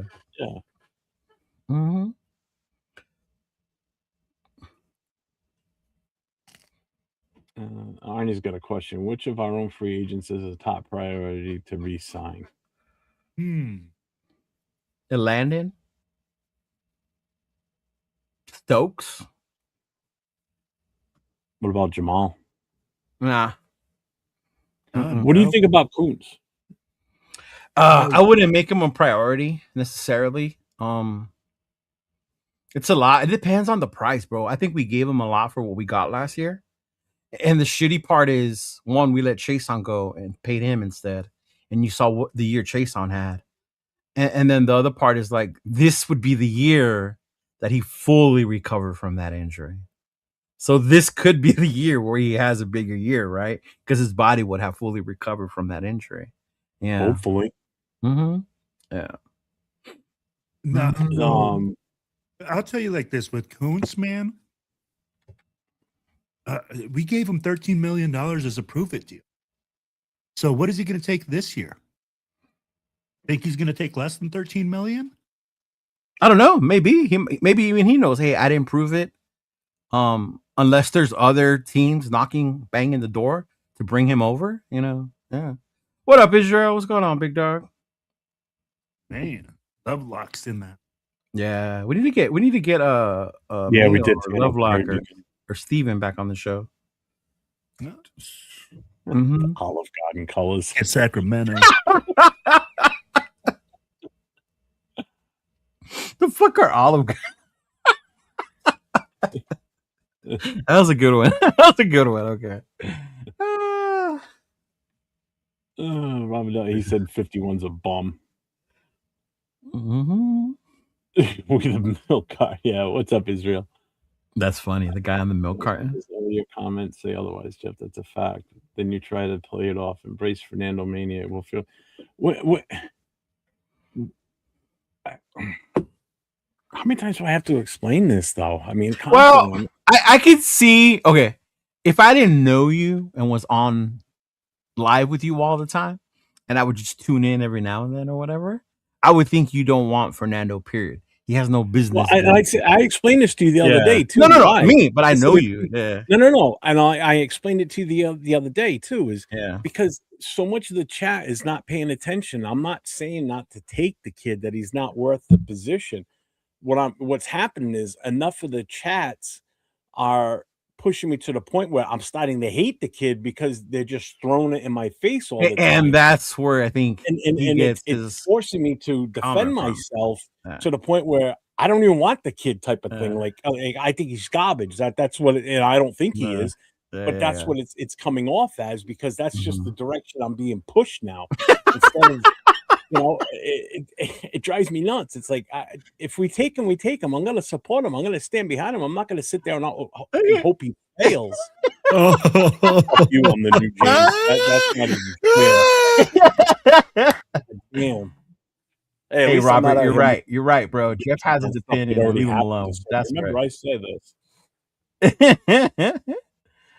No, and I get it. I think that's the part that gets misconstrued, and when you say you want to trade, right? Yeah. I fuck with you all the time. When you say trade Max, I go, oh, he hates Maxx Crosby. I know you don't hate him. Yeah, I'm still holding a grudge with Max from last year when he was still under contract and he was like, I want more money because I'm out of guarantee money. You signed a contract. You're stuck on that for 2 more years or whatever the term was still left on. It's like, play your contract out. Plain and simple.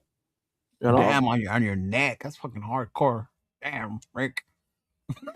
That's fucking hardcore. So yesterday I saw someone, and I don't mean to judge. But we were at Disneyland. She had like that chicken wire fence, but on her neck. I don't understand it. Like, I understand people get neck tattoos, and that's what I'm saying. I'm not, hey, everyone gets tattoos a certain way. I would tattoo my neck if I could, but my profession would limit my opportunities, if that makes sense, right? If I showed up with the big ass neck tattoo. But yesterday we were at Disneyland. She had it looked like chicken wire fence right here. And I didn't understand it. I was like, I felt like Googling it, like, fuck, like, what does it mean? You know how certain tattoos have certain meanings or whatever the fuck? I was like, what the hell, man? Yeah. I don't understand. You realize those are small clips that are generated after the live show. So it's not taken in full context too. Remember that. If you watch the whole thing, it would explain further. So, and Rick, and it's doing its job though. The shorts are meant to draw attention to the channel for that reason. Argue with it. Yeah, exactly. Yeah. Fucking big luck, Cheeto. She the throat goat. Dude, Please, I I'm didn't not. think I am about the last person to be a drama that. queen. Listen, I've said this before too. I'm at the age where I don't give a shit what people think about what I say or what I do, and I've got enough friends in my life. I don't need any more, so I could give a shit what people think, what I say. I could care less. You know, I will defend myself on certain things. So again, I'm not saying that he's a horrible player and that we should never draft him. There's He other hates guys him. that say that have shows that are actually in the chat, but nobody says what they say to them that they say to me, which is funny. Yeah, And they're the ones that say he's not as good as everybody says, and I'm not saying that. So let's just put it in chat too, okay? She probably from one of those Disneyland gangs. See, I tell people there's Disneyland gangs. They don't want to believe me. Oh shit, Disneyland game. Yeah. Oh man. And coach, I was at Disneyland because according to my girl, it's not football season anymore. So we don't have to do Raiders stuff. So she's getting the most out of it Out of the not being deal. football season. Yeah. Uh, What I was am your trading favorite Jeff. ride, Cheeto? Bro, it's always Star Wars. No, I'm not gonna lie. I love Radiator Springs. The Cars ride. Oh, That's one of my that's that's in the other park, huh? That's in California. California Yeah. Adventure, Mhm. yeah. Yeah. But to me, it's always the Star Wars rides. It's always the Star Wars rides. Okay. Hey, that's a good point, Ja. Maybe it reminds her of a point where she got stuck. Okay. All right. She gets stuck in chicken wire. No, like a point in her life. I understood what Ja meant. You got stuck in chicken wire. Oh my lord. Oh, see that dick was Team Donald Duck. He went there for the food. I did. You know what? Some of Yeah. his videos from yesterday, they were all about food. So that wasn't even my idea. That was her idea. The minute I told her where I was taking her, she went on Instagram and looked up all the food spots. Yeah. What's up, Daniel? Yeah. I was like, okay. Like okay. I only knew about the fried chicken and the Dole Whip. Like, all right. Bro, did you go to the secret bar that they have at Disneyland? No, we didn't go that far. Oh, shoot, my wife will find the bars and stuff like that. Well, all the alcohol's on California Adventure side for the most part. Yep. Just join in the cult. Yeah, well, you let me know when you dip your toes in it, because then I'll join. I know, right? Look who's talking over here. All people, right? Talk about anti-Fernando not being called out, all right? Yeah. You know, I think with 805, it's the way he says it. He articulates it so well. It doesn't come off as hate. He's such a nice guy, maybe. Donald Duck and those Disneyland gangs. Oh, man. What's up, Show Deuces? What's going on? It was funny because we saw someone, because my girl thought I was just bullshitting, and they had like a kind of like a biker vest, but it was all Disneyland out. And I'm gonna see right there. There's one of them right there. And she goes, "Oh shit!" I told you. Think I'm over here playing? Yeah, I saw that. So one has to be minimum of 19. Yeah, it's gonna be. I'm willing to bet it's over 20. I think it's gonna be closer to 25 by the time it's all done. I wouldn't be surprised. Yeah, I agree. That's a lot of money. Yeah. Mm-hmm. But he's that good though. Supposedly. I wish I got a pass to Disneyland Hopper, bro. No, I have a hookup. Mm-hmm. Costco package. They work at Disney and then they get me in, so I get that and the Lightning Pass. Mm-hmm. Damn. Yeah. Yeah, right, Money Chuck. In all honesty, you're absolutely right. There was a time where like cops couldn't even show their tattoos. Dude, trust me, I know. Mm-hmm. Bro, I mean, even being on the fire shirts? department, there was a time where we still had to wear long sleeve shirts. Yeah. And once you're on so long, it's like you're gonna terminate me because of tattoos on my arm that I had the whole time, but now because we're wearing polos instead, now you're gonna give me shit. That I had big to time. grow my hair out What? because of my job. I was bald before I think you guys met me. I used to shave my head, but a client's mother was intimidated that I looked too much like a gang member with a shaved head because of my tattoos God. and stuff. Yeah, me. What? That's a little she said that you look like a gang member? Yeah, that it was intimidating. Yeah. So then they asked me to grow my hair out a little, so I just let it grow out. And then whenever I'd go to that person's house, I would either wear a hoodie or I would wear a long sleeve shirt. Mm-hmm. Yeah. Wow. Interesting. Mm-hmm. I mean, like, Yeah. I know when I was in the service, I don't know about you, Cheeto, but when I was in the service, we all started getting sleeves. Everybody started getting sleeves, and it became a big thing. But I think in 2006 or 2007, a lot of like the services were like shunning all those. They were like, "Nope, you couldn't got re-enlist." when I was in, you needed permission to get one. If they saw you with one, a new one, you would get in trouble if you didn't ask permission. Yeah. I didn't get the majority of mine till after. Yeah. Oh, you see, like ours were like you didn't have to ask permission in Yeah. 2000. They were just like, "Hey, do it." Arnie, I was trying to pick up the chicken wire girl. Well, this one here, Jeff has more Bills fan vibes. Doesn't roll like a silver and black fan. Why? Because I'm not on board with everybody else that wants a certain player, or because I got That makes no sense. Oh, what does that even mean? What up, wanna Chris? see Yeah, you- why the Bills? Yeah, exactly. What's You've up, never Chris? said anything about how great Josh Allen is or anything like that. You know what I mean? Like, yeah. Well, he is one hell of a quarterback, but Yeah. I mean, I've never seen you like talk about him in that way where you're glazing over him on the show. no. The way Nathan does with Dart, right? Like, I've never seen you talk that way. Oh my about God, another yeah. quarterback. You would think if anybody want to bust balls, come Wednesday and bust Nate's balls about being a Yeah. Mhm. exit top. But that's understandable because he watched him at USC, so I got it. Yeah. Bills fan. Oh God, Chris is so right. He said 805 is a nice guy, a teddy bear, until he gets drunk. Hey. Is he one of Ah. those guys that like gets a little tipsy, tries to fight everyone? No, he doesn't have to fight everyone, but his patience for tolerating stupidity is a lot less when he's well, like most people, right? I mean, we could Yeah. tolerate a lot of shit, but if you're tipsy, you're drinking, your tolerance, patience gets a little thinner. I'm Yeah. sober all the time and I still can't stand people. So You're just a grumpy old man. You just want us to get off your lawn. Yeah. Mhm. pretty much. Shoot. Well, you never saw you never saw the show about a year ago when 805 when we re-signed Adam Butler. Yeah. No, I 805 didn't, came on man. the I show did with not. us. Oh my God, dude. Comedy gold.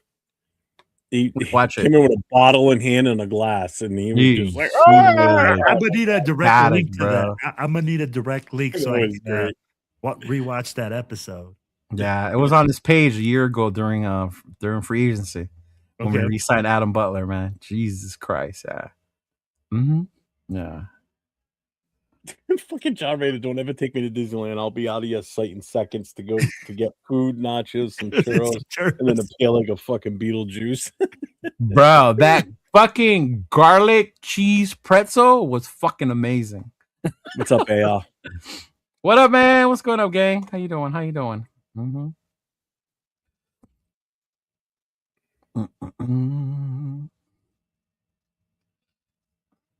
Yeah, right. I guess so. God forbid I have an opinion on something. Shit. Damn. I'll just sit here and I'll do like James used to do for the rest of the show after he'd go on his tirade and just stare at the screen.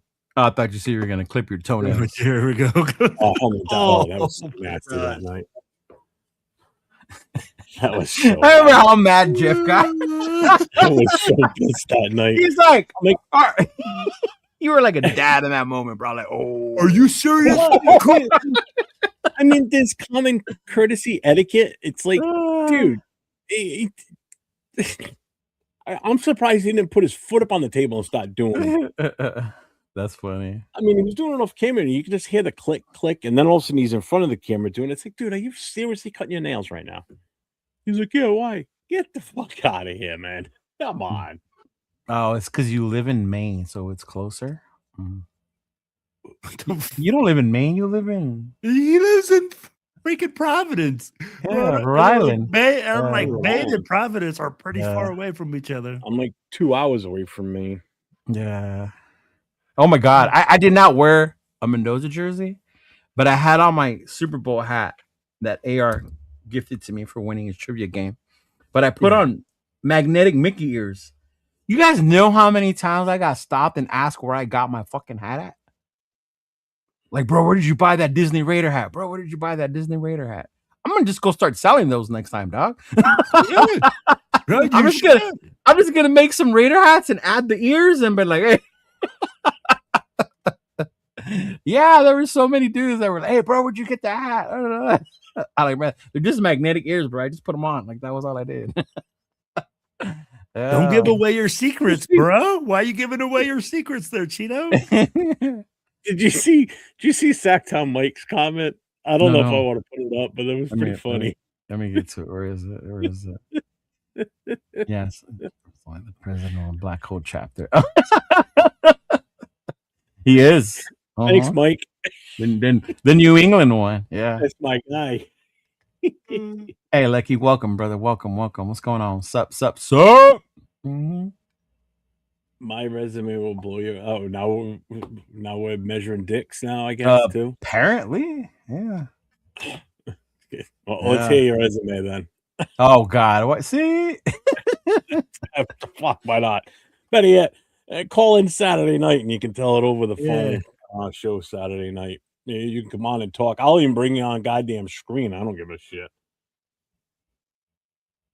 Jeff says no manscaping in lives.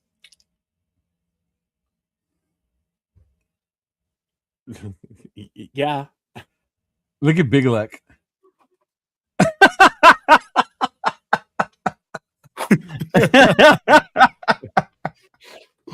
Wow, bro.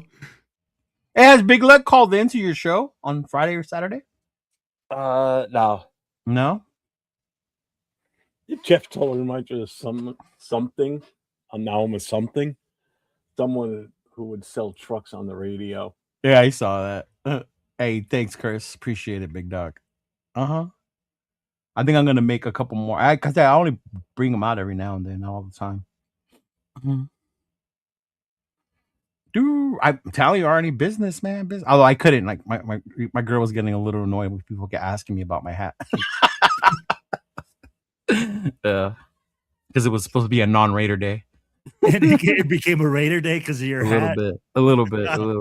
Are you sure we're on the same team? Because you just questioned my Raiderism and think that I'm a Bills fan. So apparently we're not on the same team by your standards. How do you guys say that over on your coast? Busting balls?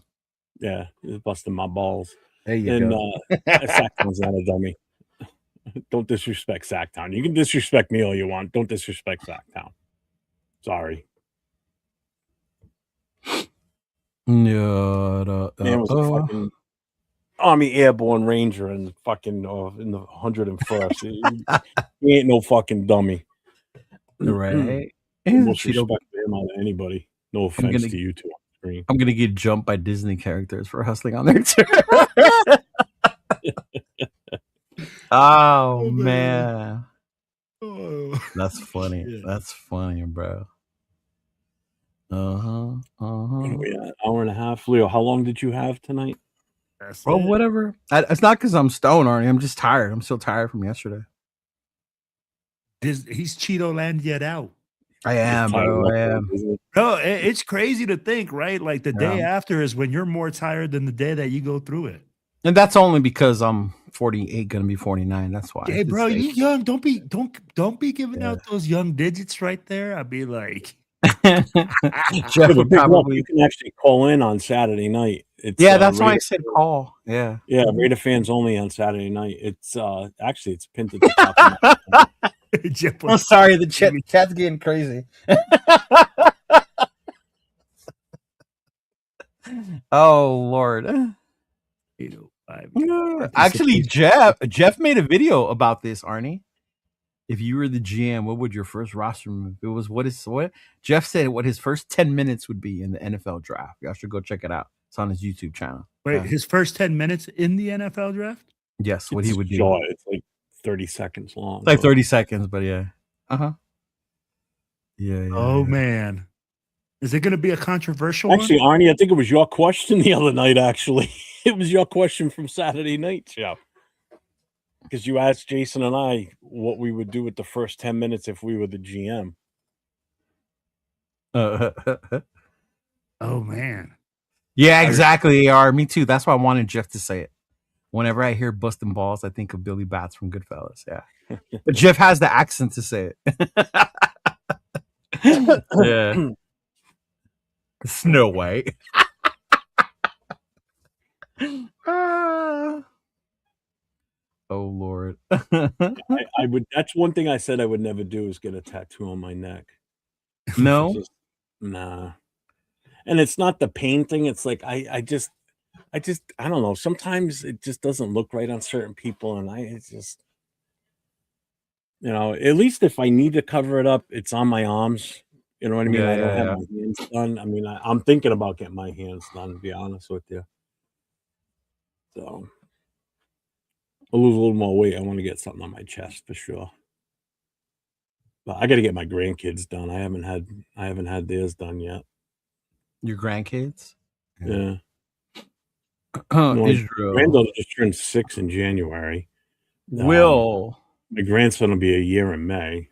Oh wow. Oh, that's right. He was born last year. I remember that. Yeah. Because now we've got 4 birthdays in May now. We've got my grandson is the 17th of May. My daughter is the 18th, and then Dawn and I are both on the 20th. Yeah. And just so Going y'all know, 4 days. last year in May, that was Jeff before he wore a hat.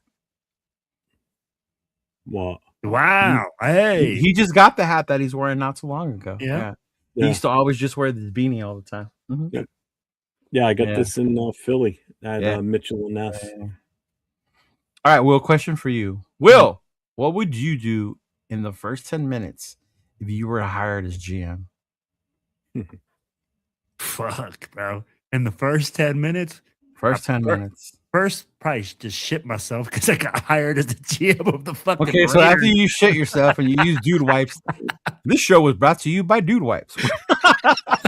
Like, honestly, man, I mean, like, hey, like you're addressing all the situations that we talk about, right? You're looking into, hey, seeing if the 10 minutes, bro. You only got 10 minutes. What are you gonna do? Bro, I'm calling to see if the Maxx situation is for real. If this is a Brother GM, why are you calling to see if the Maxx thing is real? Well, I'll be like, I'm trying to get information. I'm trying to find out like the information. Is this situation a real thing? So if it is, then you're trading Maxx. GM of the Raiders. If Maxx is asking for a trade, then I'm. You're gonna ask Maxx. I'm trying to figure.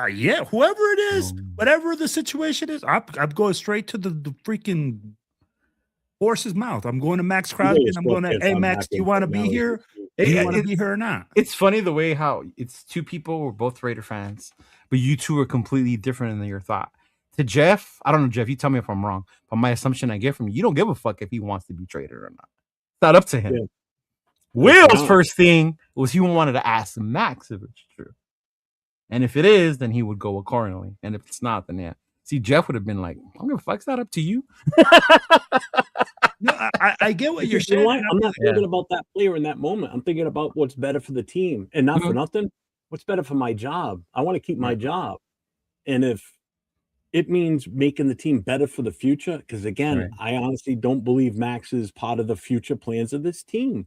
That would be you as a GM not believing that. Yeah. Exactly. And I don't. That's my opinion on this. He's not the future of this organization going forward. I'm sorry. There's going to be a new face coming in that's going to be the future of this team. It's going to be an offensive-faced team going forward after this year. It's plain and simple. And I get what you're saying, Jeff. I'm like, for me, like I said, I would ask because I'm like, for me, I think if he's not saying it, if he says he wants to stay with the program and he's in, then hey, I'm still going to listen. I mean, like, it's still my job to listen. If somebody calls me and says, bro, I got 3 number 1 picks for Maxx Crosby, I still have to listen. I'll be like, obviously I'm going to make the best move for the team. But if I go and I say, hey, man, really the value in those guys that they're trying to trade me for, he wants to stay here. I don't think that valuable is equitable. Who are you telling that to? You're the GM. You're making the decision. Well, that's what I'm saying. That to me factors all in. That's why I'm like, hey, I'm going to see if he doesn't want to be here and they're only giving me a 1 and a 2, but I think he's worth 2 number 1s. I might trade him for a 1 and a 2. because he doesn't want to be here. I'm I don't liking want it GM Jeff better. He seems more aggressive. You seem very passive to me as a GM. It's good. You're All letting right. the player make the decision Cheeto, for how you. do you play it? Huh?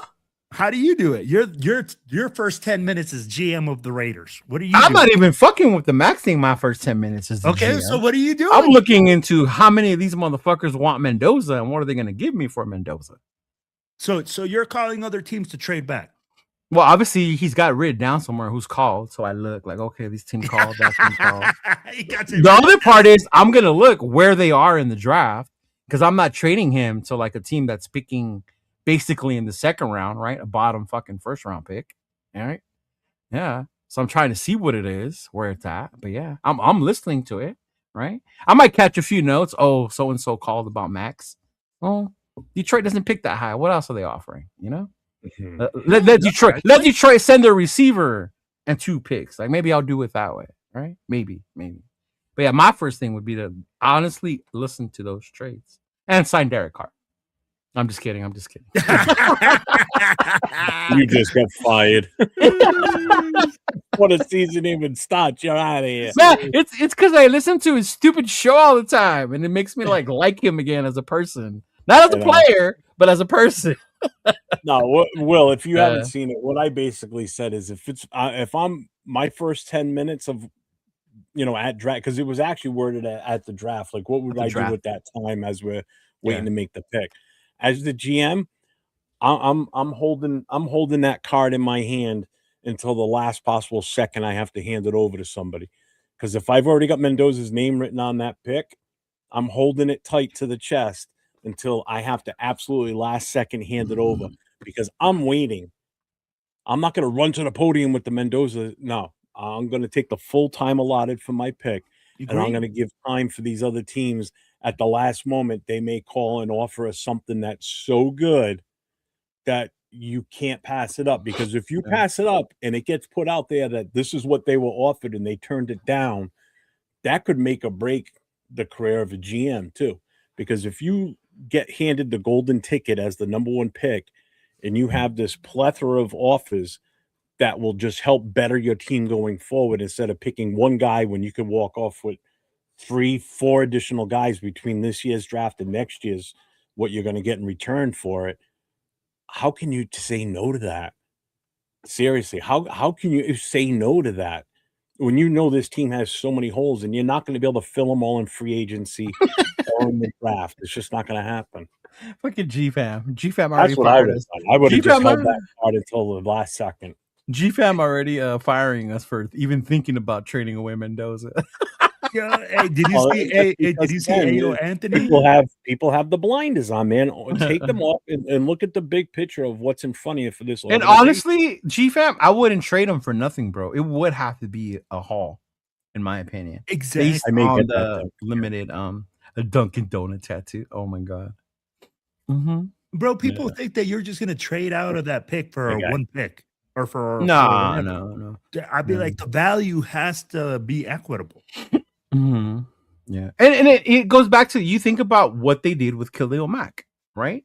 Yes, that was a great trade. Yes, it was that, but it also hangs on what happens with those picks you make, right? If you think about what's his name, Mayock. The glasses on. Can you imagine if Mayock, right, and Gruden or whatever the fuck, if the picks they got for Khalil, if they would have hit, what a difference that would have made. As opposed to us always remembering, right, now having PTSD when it comes to picks. Yeah. Yeah. Since I've been wearing the glasses, the beanie doesn't look as good with the how silly it looks. That's because you're wearing it all the way down to the glasses. Yeah. Yeah, but I like beanie down to my eyes. That's the thing. So like when I wasn't wearing glasses, I liked it down low like this. He likes to be mysterious. If I was even looking at you, I could be. Hey, shout out to AR, and I totally get and understand where you're coming from. It's because I'm not waiting any longer. Mendoza's a leader and a winner, so fuck the picks, right? The big picture is we need to try for a QB, and if there was one worthy, take them. I'm not waiting anymore, and that's cool. I totally get that. Yeah, I'm with you too. Yeah, yeah. I totally get. I was saying that fucking when I wanted to get Jaden or Caleb that year when I said fuck those picks. Yeah, like fuck those picks. Give me one of those motherfuckers. Yeah.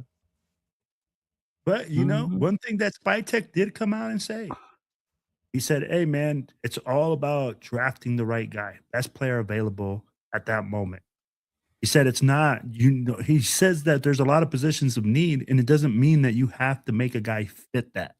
Yeah, he said that's when teams reach when they draft for need as opposed to best player available. So I mean, like in that right there, I'll be like, shows me like.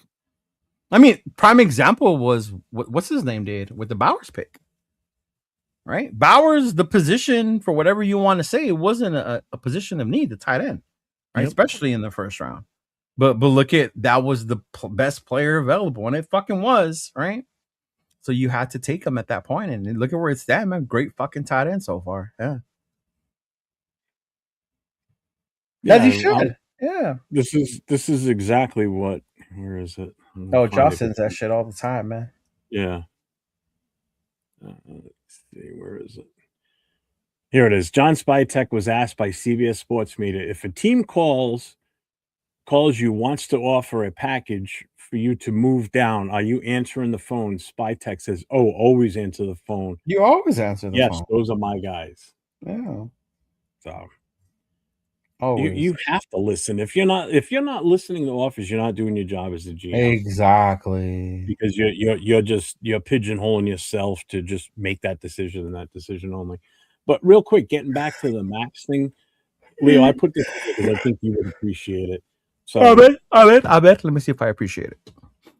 Hang on. Get rid of this comment first so the banner shows up. So this would be in my best Ted DiBiase voice. Everybody's got a price for the Raiders to get Maxx. So just like the $1 Million Man used to say, everybody's got a price for the $1 Million Man. But hey, just not like everybody did. Hulkamania did price. not have a price, and he never sold out to the $1 Million Man. And Mad Max is Hulkamania, god damn it. I'm sitting here today looking at, typing up the banners, and I'm like, and then I forget who I was listening to, and somebody said, yeah, if the price is right, and then it hit me. I'm like, $1 Million Man, always. Didn't he say something like this? Always a price. So I typed it in, and he used to say everybody has a price. Yeah. Yep. I went and I looked up $1 Million Man's quotes, and that was one of the first ones that came up. So I'm like, yeah, that's exactly what I was thinking. So I'm like, yep, putting that in. He used to have people do embarrassing ass shit for $100. Yeah. Mm-hmm. Hey, and back then, $100 went a lot further, bro. $100 back then was like $1,000 now. Yeah. Mm-hmm. Yeah, good. Yeah, I mean, we could trade him, but what are we going to get in return? That would be the best fucking scenario. It's even if you were, remember how you were talking about how Jimmy and that Herschel Walker trade got a bunch of players they were going to cut anyway. Like even if we were to get some bum ass players, right? But just the fact that you traded Geno and not have to take that cap hit, bro. Yeah. Yeah, but then the players that you get, even if you don't want them, you cut them. Yes, I'm saying you can cut them. And you get compensatory picks for them. Yeah. Just like Dallas did years ago. See? That's a smart GM right there. That's what that is. That was Jimmy Johnson, not Jerry Jones. Yeah.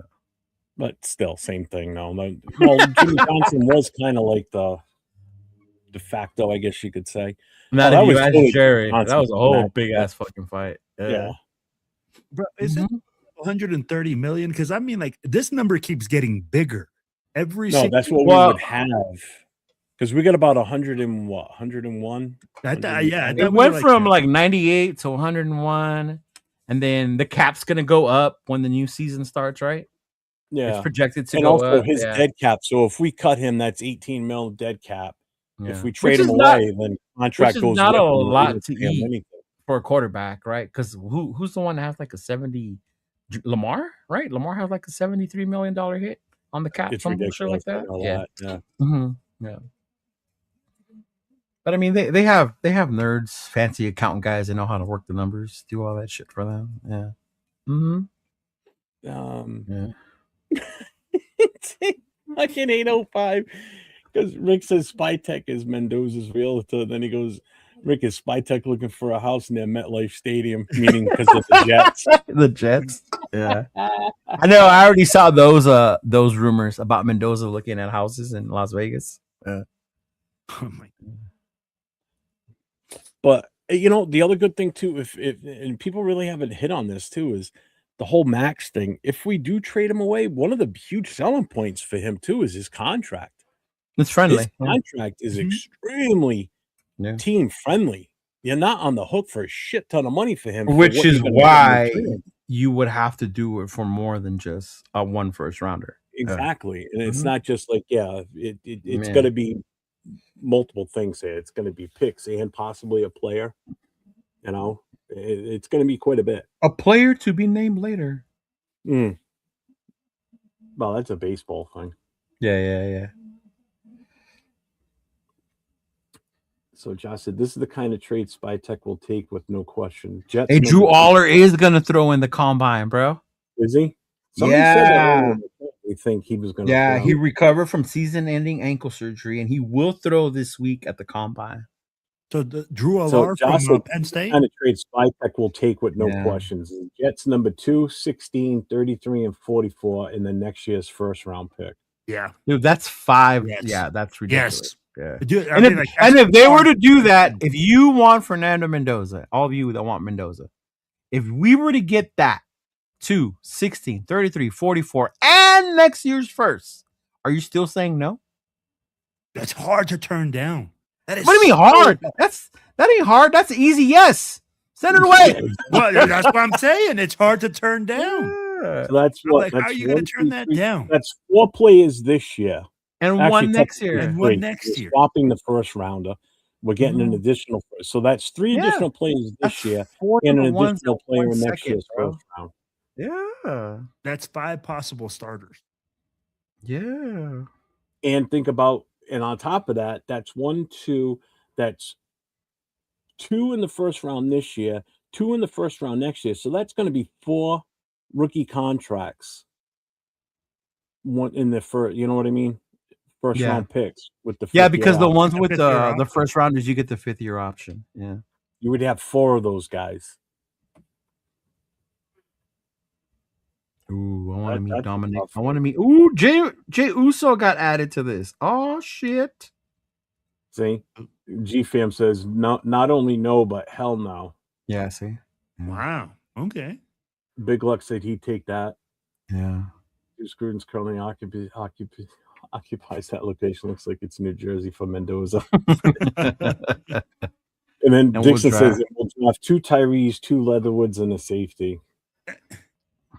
And that's the other thing too. The Jets, Mind you, the people who drafted those guys aren't here anymore. Yeah. and the Jets will be asked next year, so you're going to have another early round pick with them too. But will they if they get Mendoza? Because he's supposed to be the truth. Yeah, but they got no defense, and if they Oh, don't re-sign dude. Ball, they're going to have no running game. Drew Aller is so interesting to me, dog, because he needed more work, like another year in college, and he didn't get it. But man, that kid had some special shit to him, man. He had the dog in him. Drew Aller? Yeah. You're talking I the wonder. kid that was like highly ranked from last year from Penn State, right? You didn't see him play last year? I saw him Year play before? last year. Yeah. Yeah. Yeah, I didn't see him this year. I'm like, I'm like, it's probably because he got injured. But I'm like, So let me ask. I want to ask this. This is a he has hypothetical. size, bro. He's huge. I'm curious to see what everybody's mindset is with all this with Mendoza. So let's say he doesn't win the national championship, doesn't even play in the championship, and does not win the Heisman Trophy. It goes to Love. We're not talking about You're this. still taking Mendoza number 1 overall? I think the hype train wouldn't be as fully loaded, but when you think about the quarterbacks that are coming out this year, unless it was Simpson that won the national title with Alabama, then he still would be the top-rated quarterback coming out this year. But you would still take him number 1 pick overall. No Heisman, no national. Gets eliminated. If your only reason for taking him is because he won the Heisman or because he won the Natty, and some fans are saying it's, that's the it's thing. ridiculous. You watch this chat, and some of the way people talk, they talk because he won the Heisman.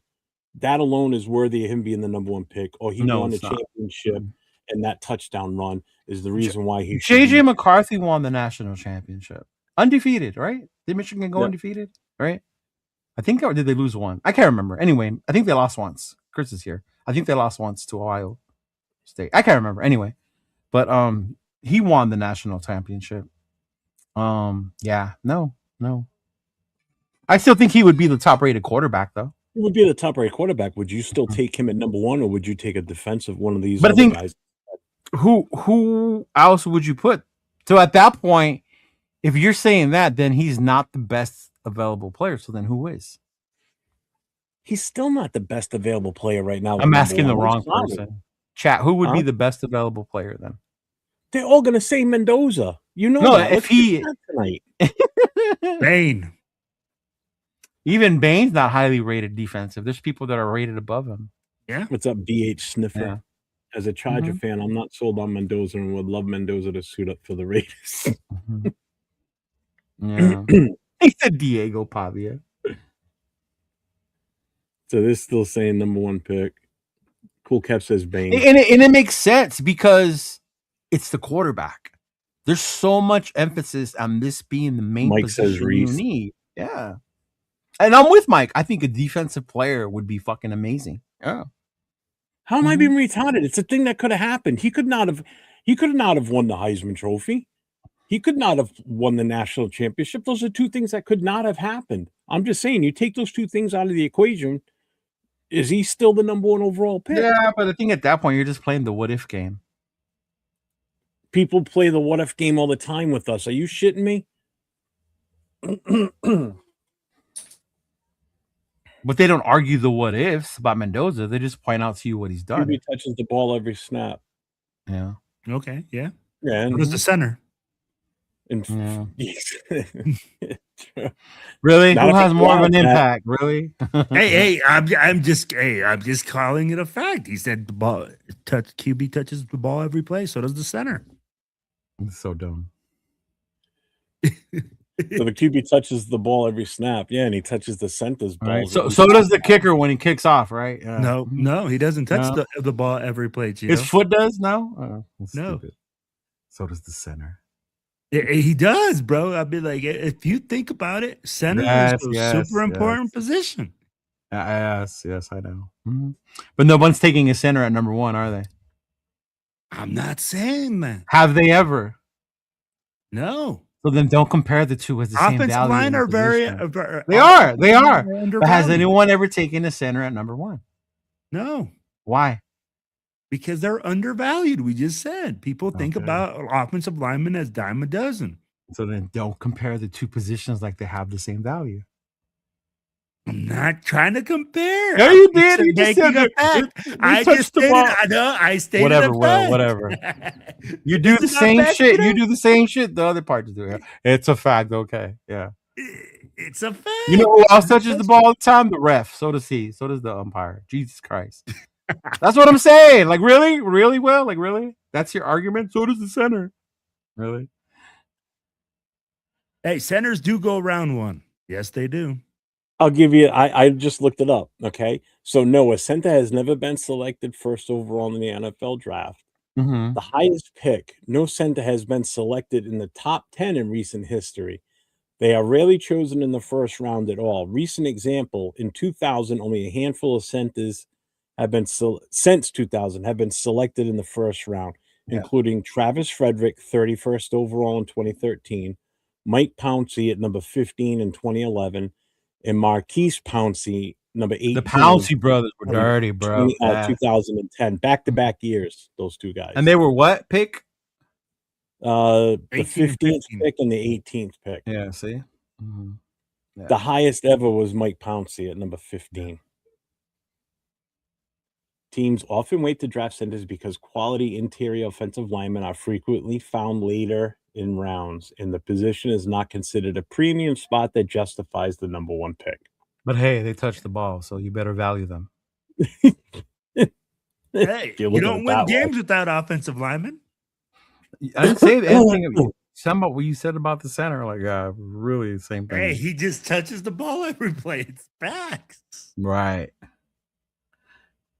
So CC, and so look right here, Caleb Downs is the best player by an ass here over me. So again, so you agree with me. Mendoza is not the number 1 overall consensus best player available in this draft. But why isn't nobody talking about taking Caleb Downs number 1? They're taking a safety at number 1. Position of impact. Why? Because you said it, Cheeto. It's position of impact. That's why. 100%. Yeah. Oh. Mm-hmm. If I was in the draft. Yes, they do, Bueno. They do go round 1. Yeah, but it's rare. Look up the last ones It's he told you rare. about was Pouncey. It's only been 3. Yeah. There's been 3 since 3 doesn't make it like a thing all the time, bro. Hey, 3 is more than 0. You're like that guy. That says time. don't. That says don't. You're talking about Little Giants now. One time. 3 times, motherfucker. 3 times. The hype started with this play from Big Ten. Like, oh, damn. That's some old school right there. 19. Well, yeah, we Googled it. 1949. Yeah, but what was he drafted as?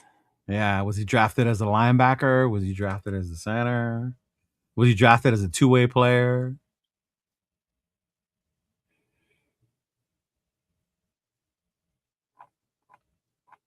Yeah, we took a kicker number 1. Exactly. That was not the brightest thing either. Number 17. Yeah. Let's see.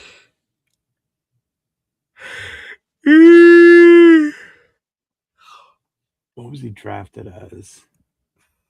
He played both ways. Mm-hmm. Oh, that's back in the day. Yeah. He was one of the league's football was last going two-way down. players, too, in 1949.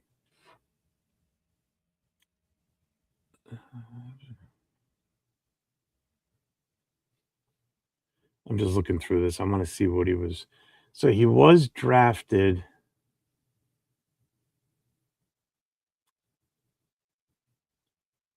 Looks like he was drafted as a linebacker.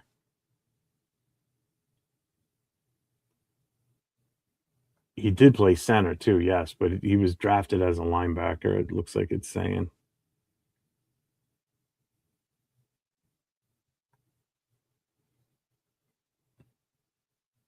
Yeah.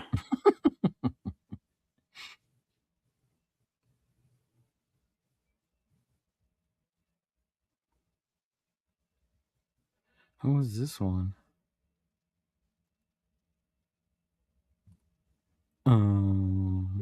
Right, Mike, can't we? We're all on the same team. Apparently Even though we I can't, do Mike. Bills, I guess, supposedly. Even though Jeff starts it most of the time. With Gotta his keep it going. with his Maxx Crosby hate. Mendoza is Ellie. His ball placement accuracy, football IQ, and clutch playing is very Ellie. He's worth the pick in first and second best player. What does Ellie mean? He means He elite. means elite. Uh, I'm just reading it that way, but he means elite. Robert Carradine died? The guy from Revenge of the Yeah. Nerds? No way! Yep. R.I.P. to Lewis. Damn, that's one of my favorite movies, bro. Revenge of the Nerds. wait. Did see what he died of? Are we really Suicide. talking about putting Kappa at center? Suicide. Yeah, it Really? was suicide. What is it with the Carradines? Because that's Yeah, I know. And at 71, bro. damn. Yeah. But I guess he was struggling with bipolar. Do they? The Carradines almost had the same curse as the Von Erich family. Almost, right? Seriously, did you watch that movie Iron Claw? Yeah. That was. I good. didn't even know that he fought with what is it called? Amputated leg with the foot. Yeah, when he was I in didn't, WWE, yeah, he had I no didn't foot. know that. I didn't know he didn't have a foot in that boot, bro. That's Yep. crazy. I watched it when it first came out, and then I actually just this past weekend I watched it again. I just happened to be skipping through Netflix and I saw it on there, and I was like, "Oh shit, I'll watch that again." That's crazy. That's crazy. Josh Jacobs sold his house Yep. in the Southern Highlands. No, you couldn't. I knew what you meant. After listing it for $6 million and never living in it, he sold it for $4.7 million. Yeah. Whose house? Josh Jacobs. Which house? The one where? His Vegas mansion. Oh, Did he sell it to Mendoza? Right? That's crazy. if Mendoza equals Peyton Manning's career, come on, man. I'm like,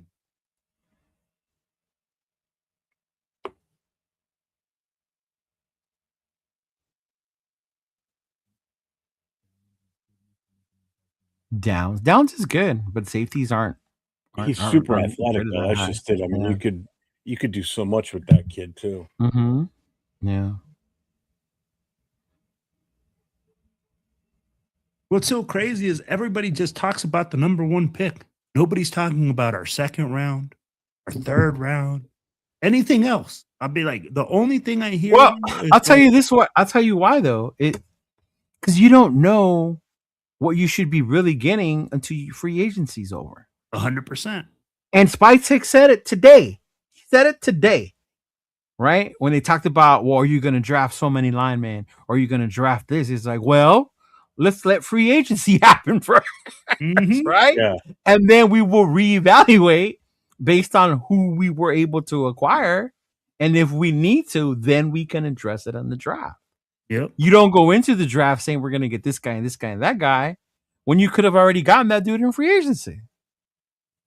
You know what, though? I did find it interesting that he says that they do have a simulator now that is putting in so much information that even the information that they get from people doing like their journalism stuff, they input it and it gives them like a mock draft. I thought that was interesting, and that they are now building like AI systems like that Yeah. to anticipate things. I mean, it makes sense. You look at what you could do with ChatGPT. You could do No, anything. absolutely. You could create songs. You could have AI create a fucking complete song for you, bro. Yeah. What's Mhm. up, Cliff? When Yeah. When we gonna get when we getting to be the veteran QB that will mentor Mendoza? That's the question for sure. Well, we got to wait till free agency starts. Yeah, I mean, That would be Yeah. the answer, right? Absolutely. You know what? And I did like what Spytek says, that if you draft a young quarterback, you have to address the offensive line. You have to run the football, play good defense, take the pressure off of them. That's Alright, the way so that I you make a team successful. I closed my poll that I had up. So it says, "What is the rumor you are most tired of?" Coming in at number one, Max wants out and we will trade, 57%. It makes sense. Mendoza is the savior for the Raiders, 18%. We always mess up with draft picks, 14%. That's not a Trade the rumor, number though. I know. Trade the number one pick, 11%. I just put that in there as a 24th one. I was I trying to could come up see the Maxine getting in after a while. Yeah. I'm amazed that the Especially when you Mendoza put so one much was so high. attention into it. No, that would be second. Yeah. No, I was amazed it was so high that people were like, I thought most people like that. Most people were on that train that Mendoza was the guy that was like, ooh, gonna change the franchise. All of a sudden you draft Mendoza and we're gonna start winning. You know, I saw Yes, Ja. I did see Yes, something I on agree with Facebook today, and it made me laugh. And Hmm. it was in regard no. Yeah, it was actually. It was about the quote from Spytek saying that, he expects Max to be here, blah, blah, blah. And it was like, he said it himself, case closed, don't say anything, all the chat, everybody responding saying all this. And I'm sitting there laughing. I'm like, of course he's gonna say that. He's not gonna sit there and say, no, we're looking to trade him. He's not gonna come out and say what they want to do or what the game plan is. He has to come out and say, we're hoping he's gonna be here this year, and no, we don't want to. He said Because he's if you put it expected to out- be here. Yes. Mhm. Yeah. And if you just go out there and just put it out there that, we freely want to get rid of him, then guess what? You're going to get less. because people know you're desperate to get rid of him. Whereas Will if you say, know? "No, Because you wanna-" everybody knew Micah wanted out of Dallas, and they got a pretty good haul for Micah. Yeah, but Mike is a different type of beast, Yeah. man. Like Myles Mhm. Garrett, you could sit there and say we're trading him, and people will line up with offers for that Yeah. guy, for I that don't team, know. because he's that good. You know, Max isn't the same level as like Myles Garrett. They're two totally different players. No, Oh, I don't know. you say that, Jeff. Watch out. You're going to get killed, bro. I said something like Why? that. and People, If anybody disagrees with that, you're telling me Myles Garrett is on the same level as Max Crosby? Miles Absolutely is not. above. Yeah. Mhm. 100%. Miles is a And class Max himself. himself has said it that those dudes are above Hey, him, that he wants to get to yeah. that level. Yeah. I'll tell you like this. I forgot who it was. I think it was on here. I think it was Navman or somebody was telling me that Maxx Crosby was the most complete, or that he was a complete defensive end. That he was a pass rusher, everything like that. Even though No, you're confusing it. What you said Max was not a pass rusher. correct. Right. Yeah. Mhm. And that he's that, and that's not just And he his said he only was expertise. and he said that he was a pass rusher and a complete defensive end. Now, I would agree more with him being a complete defensive end than just a Correct. pass rushing specialist. Correct. So when it comes to that, I think he was right, and that was Jack who was arguing with you about that. Yeah. Mm-hmm. Correct. Because all you said was he's not a pass rusher. No, he's not just a pass rusher. Because there's the ends that are just pass rushing specialists, and that's all they do. And that's Right? what they're known, elite pass rushing specialists. No, all of them. Some are complete D ends and can still be elite. It just depends on the type correct. of player you are. Yeah. No, I agree with you. When Yeah. you're talking about Myles Garrett, complete defensive end, Yeah. absolute pass rusher, etc. You know, but I'm like, those are far and few. See, I don't think Jerry was an idiot for trading Parsons. I really don't. It was dumb in the fact that Dallas needed that on his defense, a player like that. But it was not dumb when you think about the drama that it was creating on the team. 100%. You know what I It mean? was that, and Yeah. they couldn't stop the run with the shit, and what they got in returns for letting Right. him go too. Oh, They yeah. beefed up that run defense, and they were shutting Right, but you defense still could have down. traded for a D tackle instead of trading They away could have. Micah. Yeah. There were ways to address it otherwise. Yeah. Mhm. Yeah. What's up, Raider Pete? Yeah. Will Moneycheck says, since you brought it up, who do you guys like in the second round? I'm really not going to say anything until after we see what we pull in free agency. I mean, we already know what we're doing with the number one pick. That's obvious. Trading it? Yeah. We already know what we're doing with that. We're going to take Mendoza, plain and simple. I know that's going to happen. Yeah. What we do in the second round, I think it really depends on what we do in free agency. I mean, do we bring in a wide receiver, or are we going to be looking for one in the second round? If we don't, you know, even if we do bring in one, are we still going to look for one in the second round, or are we going to go defense in the second round? Or are we going to go offensive line in the second round if we don't get a free agent? That's why I say when you do all this shit about draft, let's let free agency happen first. Yeah. Mm-hmm. So I really don't know. I don't have a name to throw out there for the second round right now. I know who we would probably like more than likely. But I would like to see a DB, you know, a shutdown corner. I do like Hans. I would love a fucking linebacker, you know, a Right. fucking monster out there. I would love an elite wide receiver, an actual wide receiver, you know, not one that we're still hoping. And he was a good story, so we drafted him in the second round. Just think if you traded away that number one pick, you'd have all those ability to throw all these guys. You still have enough picks to be able to do that anyway. Who said that? Yeah. Who just and said that? And you still have Who did enough that? free agency. Who said that? But Cheeto, you know what? One way isn't more right than the other. You still have to hit, and you can still hit with the ones you have. So one way is not more right than the other. It's just a preference. Correct. And you know what? I like what you said though, because I've seen a lot of people put out like mock drafts, and it seems like we are going so offensive heavy. Like everybody's just trying to address everything on offense, and I'm like, There's some people that are taking everybody from Indiana. I've seen those. I've seen Surratt, the wide receiver from Indiana, be slotted at our number 2. Yeah, As our number crazy. 2. To say that we're going to take Surratt because of the they're familiar with Mendoza. I've seen in a mock draft. I've seen Mendoza. I've seen Surratt. I've seen the other wide receiver Cooper. And I've seen Cogden, Coogan, the center. The center, Actually, all 4 of them. It's like their corner too. Their corner's pretty high up there. Pons, right? Yeah, Pons. Yeah. Pons is another one. But I like that you said defense, man. I'm like, I think that's something that people are forgetting. That What we did need 805 so much say? help. I didn't read it. What did he say? This is GM's got to keep other GMs guessing during and after. No, 805. I was just bringing that one up. Says I've said this a lot. Most of the analysts rely on simulators, analytics for their player evaluations. No wonder why they're more wrong than right when it comes to projections. Yeah, because they're projecting right now before teams even add players to their current roster. Mm-hmm. And that's the simulators. And the simulators basing it off of that. You know what I mean? Yeah. I don't want to trade everybody. You know that.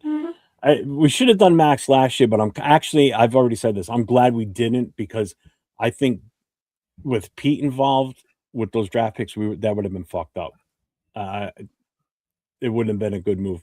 This year, if we trade him, I trust this current regime right now with whatever picks we get for him. I really do. I'm glad we didn't do it last year. And if we don't do it this year, the value is going to drop drastically. Goes into next year, because who knows, he's going to make a full season next year too. You don't know. He's already missed ends of both seasons, or he missed time. Bro, Mendoza can go out there and get hurt in the preseason. Oh, he could get hurt in the combine. That's what I'm saying though. Yeah. Like if you go into it with the logic, well, he can get hurt. Anyone can get hurt.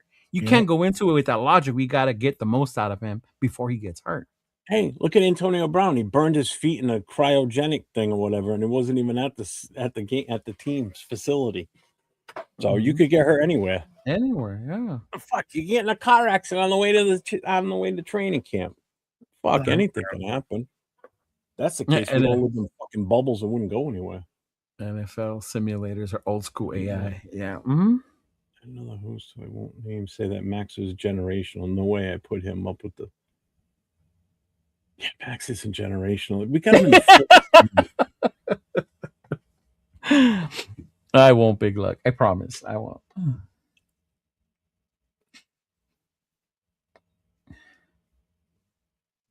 Choose between Bright and and Guerrero. Yeah, that's true. And you know what? I believe that Spytech texts with Maxx. If he said it, he's like, I have a great relationship with him. I text on a daily basis. I mean, what's up, John? Like, do you really believe he texts him on a daily basis? Why not? I'm just saying, big dog. It could happen. I only said that just you can't go into it like, oh, we got to do it before he gets hurt, because he can get hurt at any moment. Yeah. Well, didn't someone get hurt in the combine last year too? Bro, players get hurt at the combine a lot. Like those. They got hurt at the combine? Yeah, somebody did last year. I thought. I'm almost positive. I thought somebody pulled a hammy or popped a hammy or something like that. I don't remember. Well, we're at 2 hours. You guys ready? Yeah. Hell yeah. Just think, Leo, we get to rinse and repeat and do this again tomorrow night. Oh, good Lord. That's why I said what I said about the mock draft thing. I was like, really? Like at this point? Like, yeah, I don't want to do mock drafts. It's just redundant, bro. I do them just for the fun of it on my own. I'm down to read people's mock drafts like we did last time, like to get the chats, right? Yeah. Okay, let's do that then. We'll put that out there right now. Anybody that's going to be around tomorrow night, or if you're not, do a mock draft. Send it to myself. Exactly, Big Luck. Yeah, exactly. I get hurt standing in the long line at Disneyland. My feet start hurting. Get cramps. Oh man. Yeah, anybody that wants to do a mock draft and send it to us, send it to me.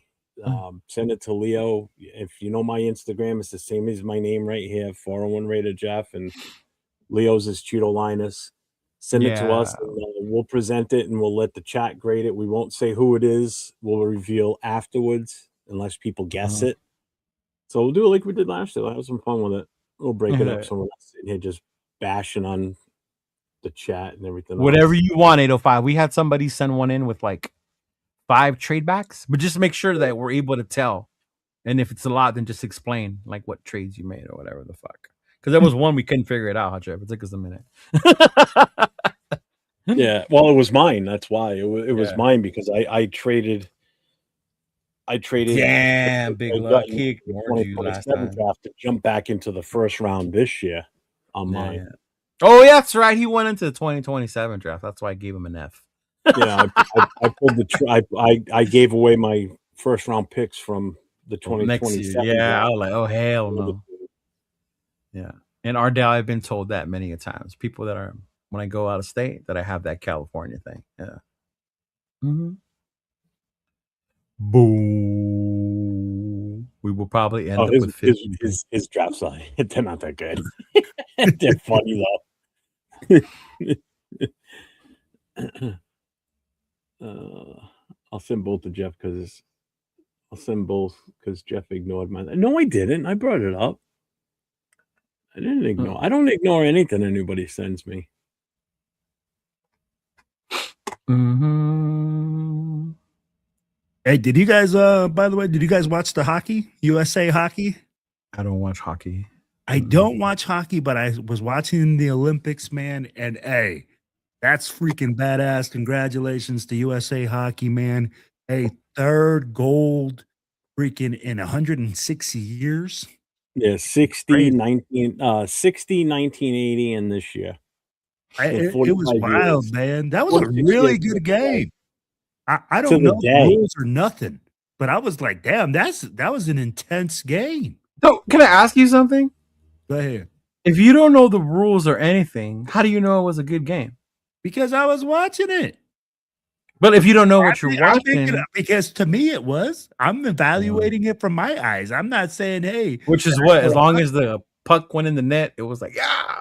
No, man. I'm like, it wasn't even like that. It was gritty. There was some moves that I saw some puck handling that I was impressed with. I was like, hey, man, I will say the U.S. goalie played an insane game. He had 40. Bro, he had some saves. 40-something shots shot at him. Bro, he had one where he put the Canadians were all over that. Like, I don't even know how the fuck he stopped that. Yeah. Like, he just had reflexes like a gato, bro. So I'll tell you where I was Sunday because I forget the game was on, and all of a sudden I saw my son post something about it being a great game. But on Sunday I had to go with Dawn. Dawn got her 10-year chip from AA, right? Yeah, I remember you said that. Mm-hmm. So I had my earbud in. I had the game on my phone. Wow. So as the meeting's going on, I'm like, I'm there just to present her with her coin, right? I don't go to the meetings. You know, I've been 5 years sober. I don't go to the meetings. The meetings, they don't do anything for me. So I had my phone playing it the whole time, but in my earbud, so you couldn't hear it. So that's fucked up. I kept lifting the phone up a little bit, looking down. I'm like, all right, yeah, keep watching. And I watch a little bit more.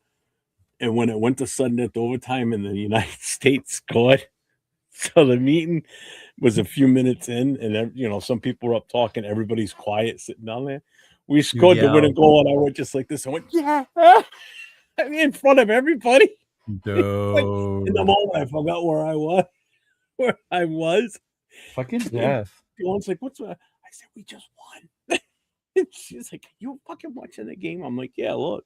Son of a bitch. You're an asshole. But that was kind of the whole time too. I was watching the gold, the medal award ceremony the whole night after. So yeah, that was funny. I totally forgot where I was, and I just was like, yeah. And I'm like, oh shit. Oh man.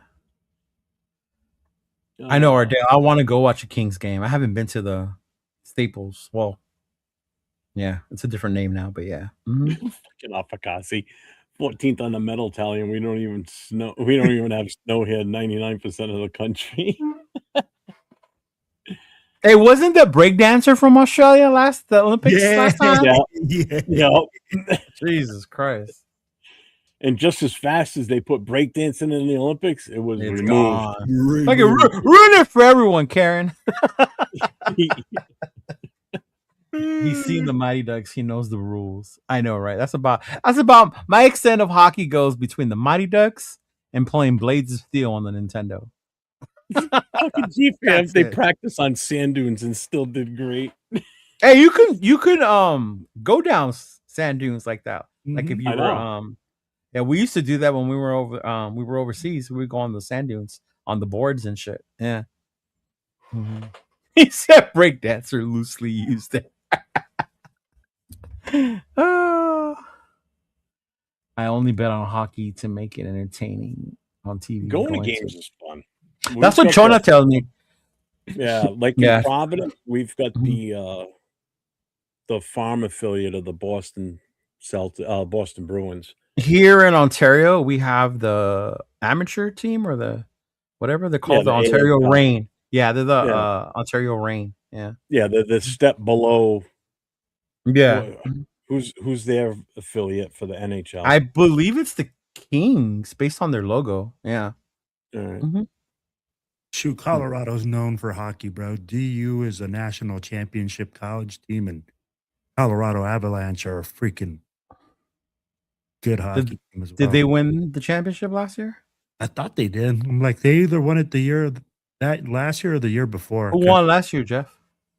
For what? The hockey championship. Fuck,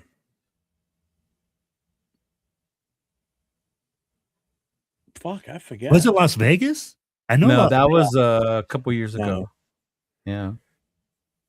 Wasn't Vegas. Shit. I don't think it was the Avalanche. The Dallas Stars, they're the ones that used to be the Minnesota North Stars. Yeah. Yeah, there's still there used to be a team in Hartford, Connecticut, the Whalers. Yeah. And I remember them. Their history of their team is still out there. I forget who they are now though. Shit, man, I forgot who won last year. I got you. Florida Panthers. I was about to say I don't think Colorado won last year, bro. Tampa, but yeah, I No, Colorado. Colorado won 2022. Yep. Yeah, it was Panthers. Yeah, Ray Bourque was he on that team? The Golden Knights won. Mm-hmm. No, he wasn't on that team yet. It was Panthers, Vegas, Colorado, Tampa, Carolina Hurricanes. That's who it is. St. Louis, Washington, Chicago, the Kings in 2014. And that was the first time Colorado won in a while, huh? Yep. It was big time. I remember people. Last time I went to an actual NHL game was in the old Boston Garden, and it was the Bruins versus the Hartford Whalers. Fuck that place. That was. Fuck the Boston Garden. The old Garden was amazing. Nah, if you're a Lakers fan. Like all the stadiums now, they're built like this. That stadium was built straight up, basically. Like the seats were angled in a little bit. Like where we were on the top section, and you could hang onto the rafters and lean over and look straight down at the goalie. It was insane. Like if I spit, I'd land on the ice with it.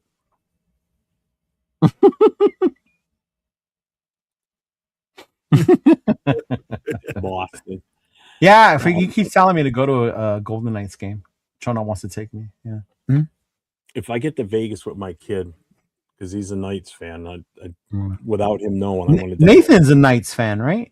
LV? Yeah. Bro, it's cool. You should definitely go to a game. I went to a DU game and I thought it was intense. I never heard so many people cussing. Who's DU?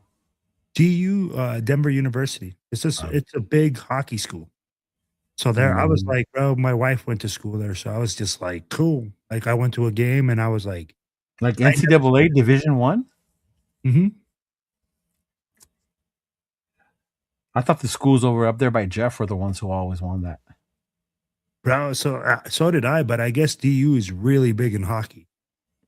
Are they, Jeff? Yeah, around here on the East Coast, though, it is big. It's usually Boston College. That's what I thought. Boston University. The Gophers, right? Minnesota? Minnesota's the Gophers. Mm-hmm. Yeah.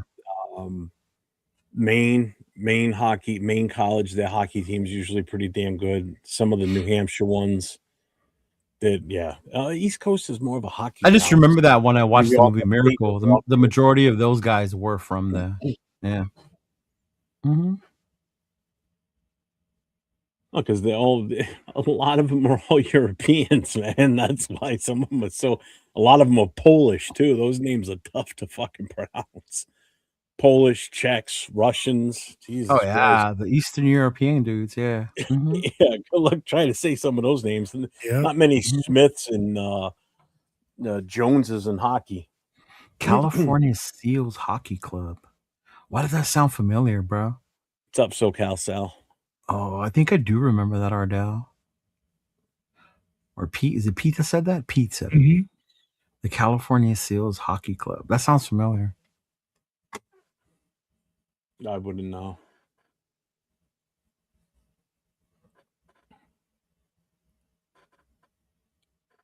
So before we get out of here, Will, you got anything going on this week?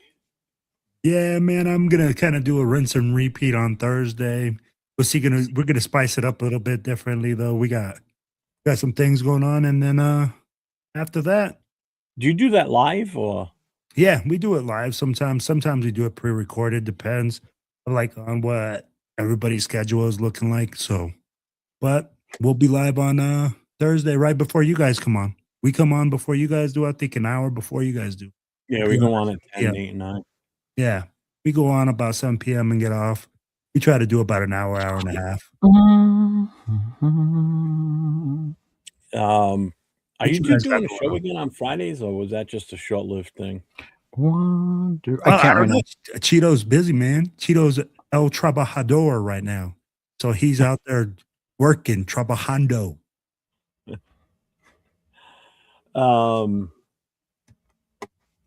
Yeah, tomorrow night you'll see Leo and I back on again with the guys for Raider Connection. So 2 of us along with Nate and Jay from Just Raiders, baby.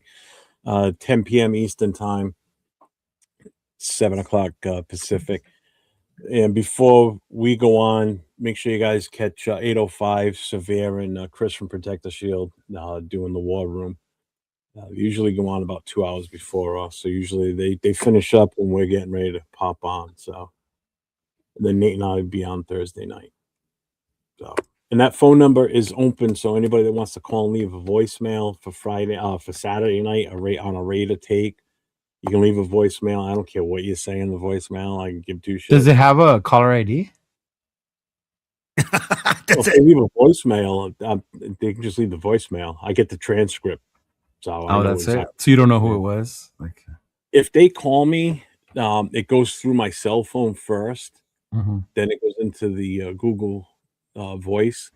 And if I got them in my phone, it'll tell me who it is. Oh, never If mind. I don't have it, it won't tell me who it is. Oh, that's why Good. Cheeto was going to call you like 10 times tomorrow. Maybe 10. What's up, Jeff?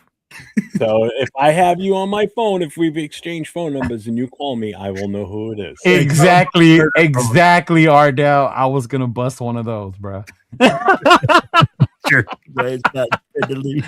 That was the first thing that popped through my You can leave fucking funny mind, messages. bro. I don't give a shit. They will be listened to on Saturday night, regardless. So. You ever watch the movie Miss Doubtfire? Yeah. Oh, you would have got one of those for me, bro. I would have called in and like, Oh, yeah. yeah,